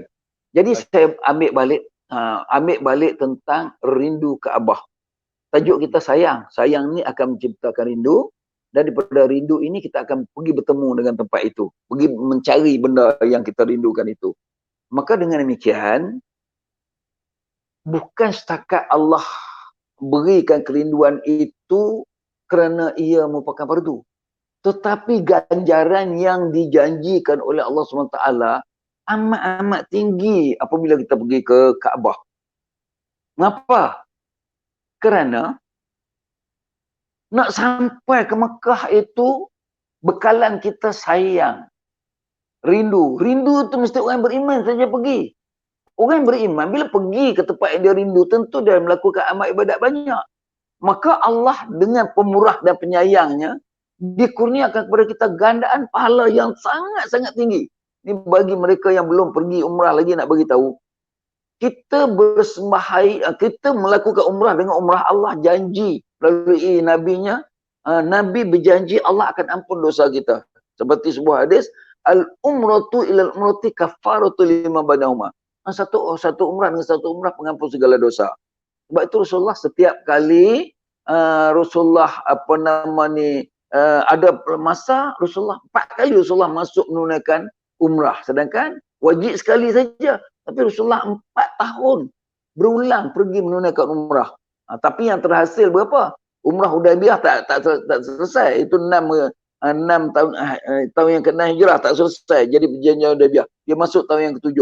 Tahun ke-7 dia masuk. Tahun yang ke-8 tadi dia umrah Ja'ranah. tahun yang ke-9 Rasulullah melakukan umrah yang meringi ibadat haji. Jadi 4 kali Rasulullah buat umrah, 3 kali tertunai, sekali tidak. Kan? Itu. Apabila kita pergi itu satu, antara umrah pengampun dosa. Kedua, amalan yang dilakukan di Mekah semua pahalanya lebih daripada tempat lain. Contoh, kita bersembahyang di Masjid Al-Haram bersama dengan Imam Masjid Haram, kita dikurniakan 100,000 pahala berbanding ke masjid lain kecuali Madinah. Kalau kita sembahyang bersama dengan Imam Masjid Madinah, akan diberikan kepada kita pahala 1000 kali ganda. Tapi di Mekah 100,000 kali ganda. Wow! Wow! 100,000 kali ganda. Di Malaysia ini 27,000. 27 kali ganda. Di Madinah, di apa nama ni, Baitul Maqdis dikatakan 700 kali ganda. Ada ulama kata 500 kali ganda. Di mana hadis saya tak jumpa. Tapi Nabi pesan, dia kata la tasyuddu rihal ila salasati masajid.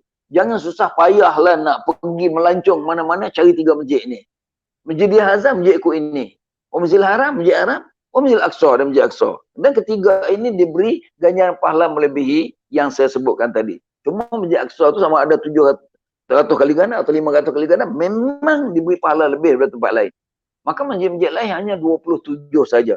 Jadi gandaan pahala ketika berada di Mekah dan di Madinah. Itu satu. Satu lagi ialah perbelanjaan kita pergi menunaikan haji dan umrah, Allah bayar 700 kali ganda.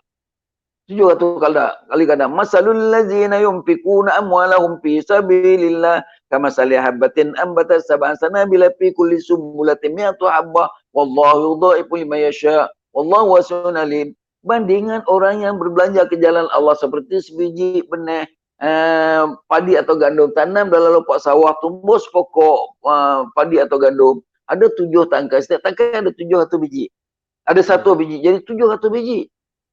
Hanya sebab ini nafkah ke jalan Allah, Allah akan bagi pahala yang lebih. Itu gandaan. Dan gandaan yang lain pula, setiap amalan baik yang kita buat di Mekah, sedekah ke, puasa sunat ke, sembahyang sunat ke, tolong orang kan, Allah beri 1000 kali ganda lebih daripada tempat lain. Oh, itu barakah di Mekah. Itu yang kita kata, siapa yang pergi berpandukan kepada bimbingan mutawif atau mendengar ceramah, dapat merasai hikmat, nikmat yang Allah curahkan, memang rindu Baitullah itu akan bertambah. Pasal orang tak pergi dengan saja. Orang tak pergi dengan begitu saja. Orang damba atau nak sangat dengan kerinduan dan keimanan dia, nak sangat ganjaran pahala yang berganda itu. Itu boleh kata. Kemudian selain daripada itu, tengok Kaabah pun dapat pahala. Pergi sana tengok Kaabah dah dapat pahala dah. Tengok muka mak bapak dapat pahala. Tengok Quran dapat pahala. Pergi ke sana pula, kita bukan pergi sana nak berniaga. Kita bukan pergi sana nak duduk macam di rumah, ada program nak buat itu pagi ni, nak buat itu. Kita nak buat ibadat. Banyak pula untuk beribadat. Maka kita lebih banyak iktikaf dalam Masjid Haram.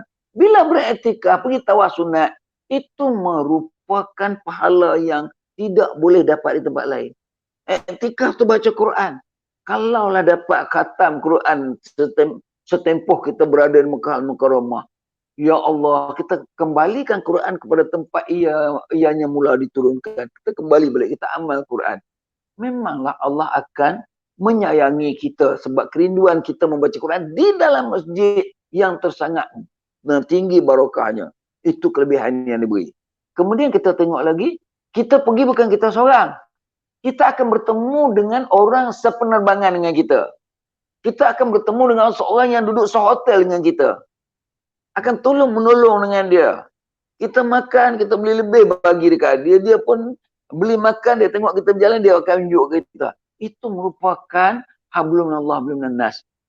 Kita bertemu di Mekah. Jadi bila ditanya di kubur nanti, waman ikhwanuka, kawanmu siapa? Kita boleh kata kullu mu'mini wa mu'minah ikhwani. Di mana kau jumpa mereka?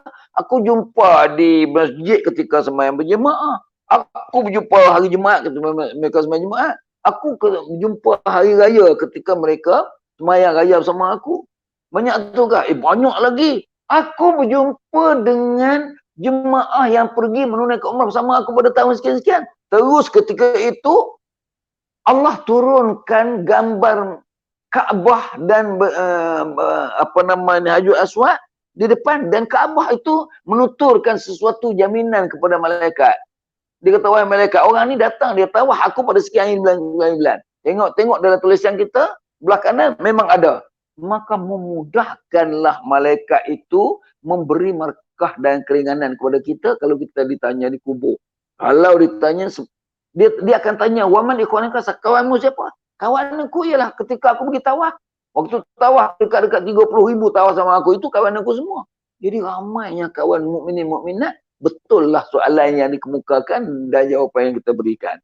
Jadi itu di antara kelebihan-kelebihan bila kita merasai rindu Kaabah kita pergi. Oleh demikian, sekarang ni Andalusia memberi keringanan kepada jemaah. Apa keringanannya? Kita boleh register untuk pergi masa-masa akan datang dengan tidak perlu meletakkan deposit. Dengan tidak meletakkan deposit, kita pergi ke pejabat Andalusia, bawa senarai pengikut kita berapa banyak, lengkap dengan nombor kad pengenalan, dengan alamat, nombor handphone semua, letak ke itu dan buat cadangan. Kami nak pergi dalam tahun sekian-sekian untuk cuti sekolah kan, tolong simpan. Jadi nanti pegawai-pegawai Andalusia yang dapat borang ini semua, dia akan senaraikan dalam komputer. Bila sampai tempoh nak pergi besok, tengok, rupanya orang ini sudah masuk di dalam senarai, maka ketika itu kita sebulan lagi nak terbang, kita minta pasport, duit, pemeriksaan kesihatan. Kalau jenis COVID ni, surat daripada hospital yang dia terlepas daripada COVID, tak ada gejala apa-apa, maka ketika itu kita minta mofa daripada kerajaan Saudi. Mofa itu ialah kebenaran untuk masuk ke Mekah, dan mereka ni akan hantar mofa. Okey, orang ini bukan pesanan gerata. Orang ini bukanlah orang yang tidak layak masuk ke Mekah. Orang ini boleh. Maka kita akan rakyat mendapatkan visa. Bila dapat visa tu boleh terbang. Dengan syarat, time kita minta pasport, kena lunas habis duit. Kalau dia pergi 6 orang, ambil hotel yang package yang berabad harga 6,000, tadi pergi 6 orang, 6,636. Jadi dia kena letaknya 36,000. Sebab 6 orang 36,000 sekaligus dia bayar untuk mereka berlepas. Jadi senang. Itu di antara sedikit penerangan kempen bagi mereka yang nak pergi dengan Andalusia Travel berat. Dan jangan lupa bahawa siapa pergi dengan kita, kita memang tidak lepas untuk memanggil mereka ke kursus. Kalau sekiranya dibenarkan kita bawa jemaah besok, maka setiap pejabat cawangan seluruh Malaysia, kita adakan kursus hari Sabtu dengan Ahad. Pilihlah yang mana satu. Tapi kalau di ibu pejabat, pagi Sabtu Ahad, memang kita tak pernah lapang. Dan saya sendiri terlibat dalam memberi kursus itu. Sebab tu kadang-kadang bila dengar kata saya ada je, nak kursus, datang daripada Ipoh, daripada Temeloh, daripada Kuantan, daripada keliling-keliling lah, yang Selangor ni penuh lah nak datang dengar ceramah. Sebab kita sediakan dewan yang besar, boleh muat sampai 450 orang, dengan minum pagi nasi lemak kita sediakan. InsyaAllah kita sedekahkan. Kerana apa? Kita amat menghormati, memuliakan tetamu-tetamu Allah yang nak pergi umrah ini. Dan bila kita bagi kepada mereka layanan yang baik dengan mutawif membimbing mereka, maka mereka akan rasa seronok. Dan mutawif macam ustaz yang bercakap sekarang ni, mutawif kita insya-Allah. Dia membimbing dengan penuh pengalaman 7-8 tahun dengan kita, dengan penuh tahu dengan sejarah-sejarah. Kadang-kadang mutawif ni dengan saya dah 44 tahun berkhidmat dengan jemaah haji. Tapi dengan mutawif ada, kadang-kadang mereka lebih tahu selok belok di Mekah, di segi jalan-jalan. Saya duk kira jalan besar yang saya tahu, jalan kecil-kecil tu. Tapi jemaah ni, mutawif ni, sampai pergi yang Rasulullah pernah sampai, pergi Saidina Osman, bawa jemaah pergi. Saya duduk selama ini tak pernah bawa jemaah pergi pun, panggil mutawif lama. Sebab mereka ini memang kerja dia, dia bawa orang pergi. Jadi menambahkan keseronokan kepada para jemaah. Hingga sampai tu kadang-kadang tu, nak ustaz ni, saya nak pergi bila ustaz ni punya jadual. Oh macam tu tak boleh lah, rasa-rasa tak, saya nak ustaz ni juga. Saya nak ustaz ni juga. Macam ustaz yang bercakap dengan saya sekarang ni pun, ni jadi peminat ramai ya. Dia punya pengikut yang sangat ramai. Orang nak ustaz juga, tak mau orang lain. Jadi dia tak mau pergi dengan Ustaz Daud. Ustaz Daud saya tak bawa pergi tempat macam ni. Sebab sampai sana saya pun cari mutawih-mutawih lain yang ni. Sebab kita pentadbir. Kan bila sampai sana kita nak uruskan jemaah ni, nak urus hotel ni, nak pergi sana sini. Jadi yang bawa jemaah suruh jemaah bawa lah. Takkan ni. Jadi orang bila nak pergi dengan saya, seronok pergi dengan saya kerana mungkin ada beberapa benda yang dia fikir dapat keistimewaan, dapat dapat pandangan yang lebih ni. Tetapi tentang bimbingan, ya. Okay, ada soalan lagi Ustaz. Last, Ya. Boleh Ustaz? Boleh, silakan. Boleh ya? Ya. Okey. Assalamualaikum Ustaz. Saya ingin bertanya jika seorang muslimah yang berumur dalam 45 tahun dan belum bernikah, boleh ke tidak beliau pergi menunaikan ibadah umrah atau haji tanpa mahram daripada kalangan keluarganya? Dan boleh ke beliau menumpang mahram daripada kalangan jemaah yang lain? Dalam mutawih. Terima kasih. Apabila berlaku haji tu saya tak berani sebab dikontrol oleh tabung haji. Mungkin tabung haji akan minta sebab umur dia di kalangan 45 tahun. Jadi biasanya kalau 45 tahun ke atas, biasanya tabung haji akan akhtiar bagi pergi juga sebab dia nak pergi payah nak tunggu lama pasal haji. Namun kalau pergi umrah jangan bimbang. Orang yang berumur 45 ini datang kepada kita, kita akan gunakan mahram muakkatah. Mahram muakkatah ni artinya mahram yang sementara. Siapa mahram muakkatah ni? Ialah majmu'un nisa. Kumpulan wanita-wanita yang dipercayai, yang siqat, masuk dalam kumpulan ini, kita masukkan dengan makcik ini seorang, dengan kakak ini seorang, maka dia bersama-sama kumpulan itu. Biasanya lulus, lepas, bisa boleh dikeluarkan berdasarkan kepada keperluan yang wanita ini nak pergi. Jadi pada saya kalau umrah boleh.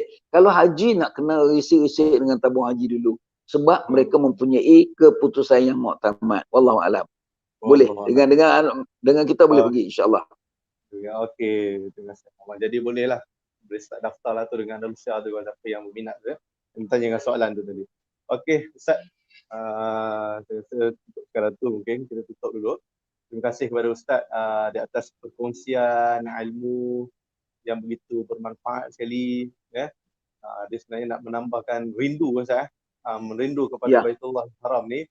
Jadi insya-Allah kita harapkanlah moga-moga yang melihat ni kebanyakannya adalah, saya yakin sangat adalah orang yang tak sabar-sabar sangat nak melihat Baitullahil Haram ni, tak sabar-sabar nak pergi ke Baitullahil Haram ni. Jadi kita sama-sama doalah kepada Allah Subhanahu Wa Taala, moga-moga proses untuk nak perjalanan umrah ni dapat dipercepatkan lagi sebab dah rasa rindu sangat. Sebab itulah Andalusia pun dia sediakan satu tajuk iaitu apa? Sayang atau rindu kepada Baitullahil Haram ni insya-Allah. Okey, jadi sebelum kita akhir ni sebelum akhir Ustaz, ada sikit nak tambah. Ustaz. Silakan. Tambah. Tajuk besar kita adalah barakah. Tajuk untuk hari ini ialah sayang dan rindu Kaabah. Jadi saya nak kaitkan antara barakah dengan sayang rindu Kaabah. Orang yang membawa wang pergi menunaikan umrah, itulah dia barakahnya. Sebab barakah ni duduk pada beriman. Dia jangan kita kata saya dapat duit berkat, saya berkat saya hari ni jumpa duit RM300 segulung tu di dalam bas ke, di stesen bas. Berkat saya hari ni dapat duit. Itu bukan berkat.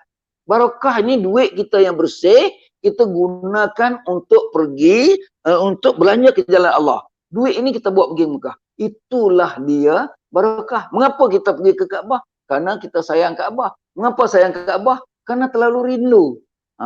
Jadi rindu ni kadang-kadang begini. Orang yang belum pergi lagi duduk dengar cerita dia, jadi dia rindu saja-saja. Macam seorang lelaki, dia ternampak seorang perempuan yang cantik jelita. Dia balik termimpi terindu-rindu. Tapi orang tu tak tahu apa pun. Sebab saya tak pernah jumpa. Tapi yang kata kita bubuh rindu dekat Kaabah ni, orang yang dok tengok orang pergi balik cerita bagus-bagus, ataupun orang yang dah pernah pergi seronok dengan pengalaman yang dia pergi tu, balik tidur tak lena, apatah lagi dia mengingatkan kalau aku mati dalam tempoh ini macam mana lah, aku nak tengok Kaabah dulu sebelum mati. Yang ni selalu orang tua-tua yang uzur pun dibawa juga, aku nak tengok Kaabah sebelum mati. Ini namanya rindu. Rindu yang ada barakah di dalamnya. Tapi macam orang tua yang sakit tadi, cucu-cucu, anak-anak penakan atau orang yang mengendalikan dia teruklah duk usung dia. Tetapi itulah kata sihat tubuh badan tu perlu menjadi alat perindu kita ke Kaabah. Jadi nak bayangkan barakah, tajuk asal kita barakah, barakah, dan tajuk kecil di bawah barakah ni kita kaitkan dengan sayang dan rindu Kaabah. Jadi penjelasan itu mungkin memberi kita banyak kepahaman untuk kita buat persediaan berulang kali mengunjungi Baitullahil Haram. Wallahu a'lam bishawab. Wallahu a'lam. Ustaz. Okey, Ya. jadi insya-Allah terima kasih kepada Ustaz atas penerangan tadi. Jadi kalau saya nak iklankan sikitlah berkaitan dengan tadi yang tadi sebut oleh Ustaz, iaitu pendaftaran Zero Umrah, Zero Deposit Umrah. Kalau siapa yang nak buat pendaftaran Zero Deposit Umrah ni, bolehlah pergi ke laman web www.umrahandalusia.com, kemudian ataupun pergi ke grup Facebook Rindu Baitullah dan Rasulullah. Ni di Facebook. Kemudian grup Telegram. Kalau siapa yang tak Telegram, boleh buat Telegram. Telegram tu ada grup, iaitu grup Sempurnakah Umrahku. Dan juga sikit maklumat berkaitan dengan kalau siapa yang nak pergi mendaftar walk-in atau pertanyaan pun, bolehlah pergi ke HQ Andalusia di Desa Pandan, dan terdapat juga 43 cawangan di seluruh Malaysia yang masih dibuka, cawangan Andalusia. Dan insya-Allah program live di Facebook ni kita bagi kepada 3. Yang pertama ni kita pergi hari ni lah, berkaitan dengan siri rahsia berkat, iaitu setiap hari Khamis pada jam 11 pagi hingga 1 tengah hari. Kemudian siri live santai setiap Isnin hingga Jumaat pada jam 3 petang hingga 3.30 petang, iaitu mempromosikan cuti-cuti Malaysia. Siapa yang nak bertanya, boleh tengok live lah, dan persoalan-persoalan pun boleh ditanya pada segmen tersebut. Kemudian kursus umrah online, siapa yang nak melakukan kursus umrah secara online pun bersama dengan yang berbahagia Ustaz Datuk Daud Cik Ngah, pada setiap hari Sabtu jam 10 pagi hingga 12 tengah hari. Ada persoalan-persoalan yang timbul, ada kemusykilan-kemusykilan, bolehlah ditanya pada waktu tersebut. Jadi insya-Allah akhir kalam, saya minta Ustaz Datuk Daud untuk bacakan doa sikitlah. Kita tutup. Ya. Okay. Terima kasih. Sebelum kita berdoa, nak beritahu bahawa hari Sabtu depan, hari raya kan? Yang kedua, jadi kita tidak ada siaran ini. Kita tunggu lagi satu. Jadi hari Sabtu. Begitu juga siaran kita ni hari Khamis depan pun tidak ada juga. Jadi beritahu Ustaz Siap kepada peminat. Hari Khamis depan kita tidak ada berkeudara melalui media dalam tajuk barakah ni, sebab hari itu ialah hari kita bersedia untuk nak sambut raya esoknya hari Jumaat. Jadi hari Khamis depan tak ada. Begitu juga hari Sabtu kena jatuh raya kedua tidak ada kursus berkenaan dengan umrah. Jadi itu saya dulu harap ambil perhatian, dan kita akhiri dengan sedikit doa. Semoga Allah memberkati pertemuan kita ini. A'udzubillahi minasyaitonirrajim. Bismillahirrahmanirrahim. Alhamdulillahirabbil alamin. Wassalatu wassalamu ala asyrafil anbiya'i wal mursalin wa ala alihi washabbihi. Allahumma anfa'na bima 'allamtana wa barik lana fi. Allahumma anzil rahmata wal maghfirata was salamata wal afata wal barakata wal auna ila jami'a. Allahumma dafa'na al bala wal waba wal ghilla wat ta'u wal fitnah wal khianah ma zahara minha wa ma batan. Allah menja'al jam'ana hadza jam'an marhuma wa tafarraqana min ba'di tafarruqan ma'suma. Allah zidna ilman warzuqna fahma. Ya Allah, inilah kami sebahagian daripada mereka yang meminati kursus ataupun pendengaran melalui sebaran media maya ini, agar kami menambahkan pengetahuan dan keinginan kami untuk menuju Baitullah Haram dengan rindu kami, ya Allah. Ya Tuhan kami, apabila kami memohon kepadamu dengan berikhtiar dan berusaha, apabila kami mengadakan kecukupan perbelanjaan untuk pergi, Engkau berikanlah kepada kami kesihatan yang baik, peluang yang sesuai dengan masa untuk kami sampai juga ke Baitullah Haram, untuk melepaskan kerinduan kami kepada Baitullah dan mengharapkan belas ihsan dan kasih sayangmu juga, ya Allah. Ya Allah, di zaman tersebarnya COVID-19 ini, kami mohon Engkau tolak bala bencana penyebaran penyakit-penyakit yang Engkau saja maha mengetahui, Engkau saja berkuasa untuk menyekat kedatangan penyakit ini, walaupun ketibaan penyakit ini adalah dugaanmu, ujianmu kepada kami, ya Allah. Maka oleh itu, janganlah letakkan kami di ambang kemerbahayaan yang berpanjangan, kerana kami amat bimbang, amalan kami yang sedikit tidak mencukupi untuk menghadapi sebuah kematian yang menunggu kami, ya Allah. Ya Allah Tuhan kami, jadikanlah perhimpunan kami ini perhimpunan yang sangat bermakna, dan perpisahan kami seberapa ini ialah perpisahan yang Engkau pelihara. Ya Allah Tuhan kami, turunkanlah kepada kami ilmu pengetahuan, pengajaran yang berfaedah seperti ini setiap ketika, supaya kami terbentuk dalam orang-orang yang senantiasa mengikuti sebaran-sebaran sebaran yang ada dalamnya unsur-unsur keimanan, supaya kami bertambah ilmu, bertambah iman, dan berada dalam husnul khotimah, hidup penuh dengan kebahagiaan dunia dan mengharapkan kebahagiaan di akhirat. Rabbana atina min ladunka rahmatan wa hayyi' lana min amrina rashada. Rabbana atina min ladunka rahmatan wa hayyi' lana min amrina rashada. Rabbana atina fid dunya hasanatan wa fil akhirati hasanatan wa qina adzabannar wa adkhilna jannatal abrar ya aziz ya ghaffar ya rabbal alamin. Wassallallahu ala sayyidina Muhammadin wa ala alihi wasma'in. Subhana rabbika rabbil izzati amma yasifun wa salamun alal mursalin walhamdulillahi rabbil alamin. Taqabbalallahu minkum minna minkum taqabbal karim. Assalamualaikum warahmatullahi wabarakatuh.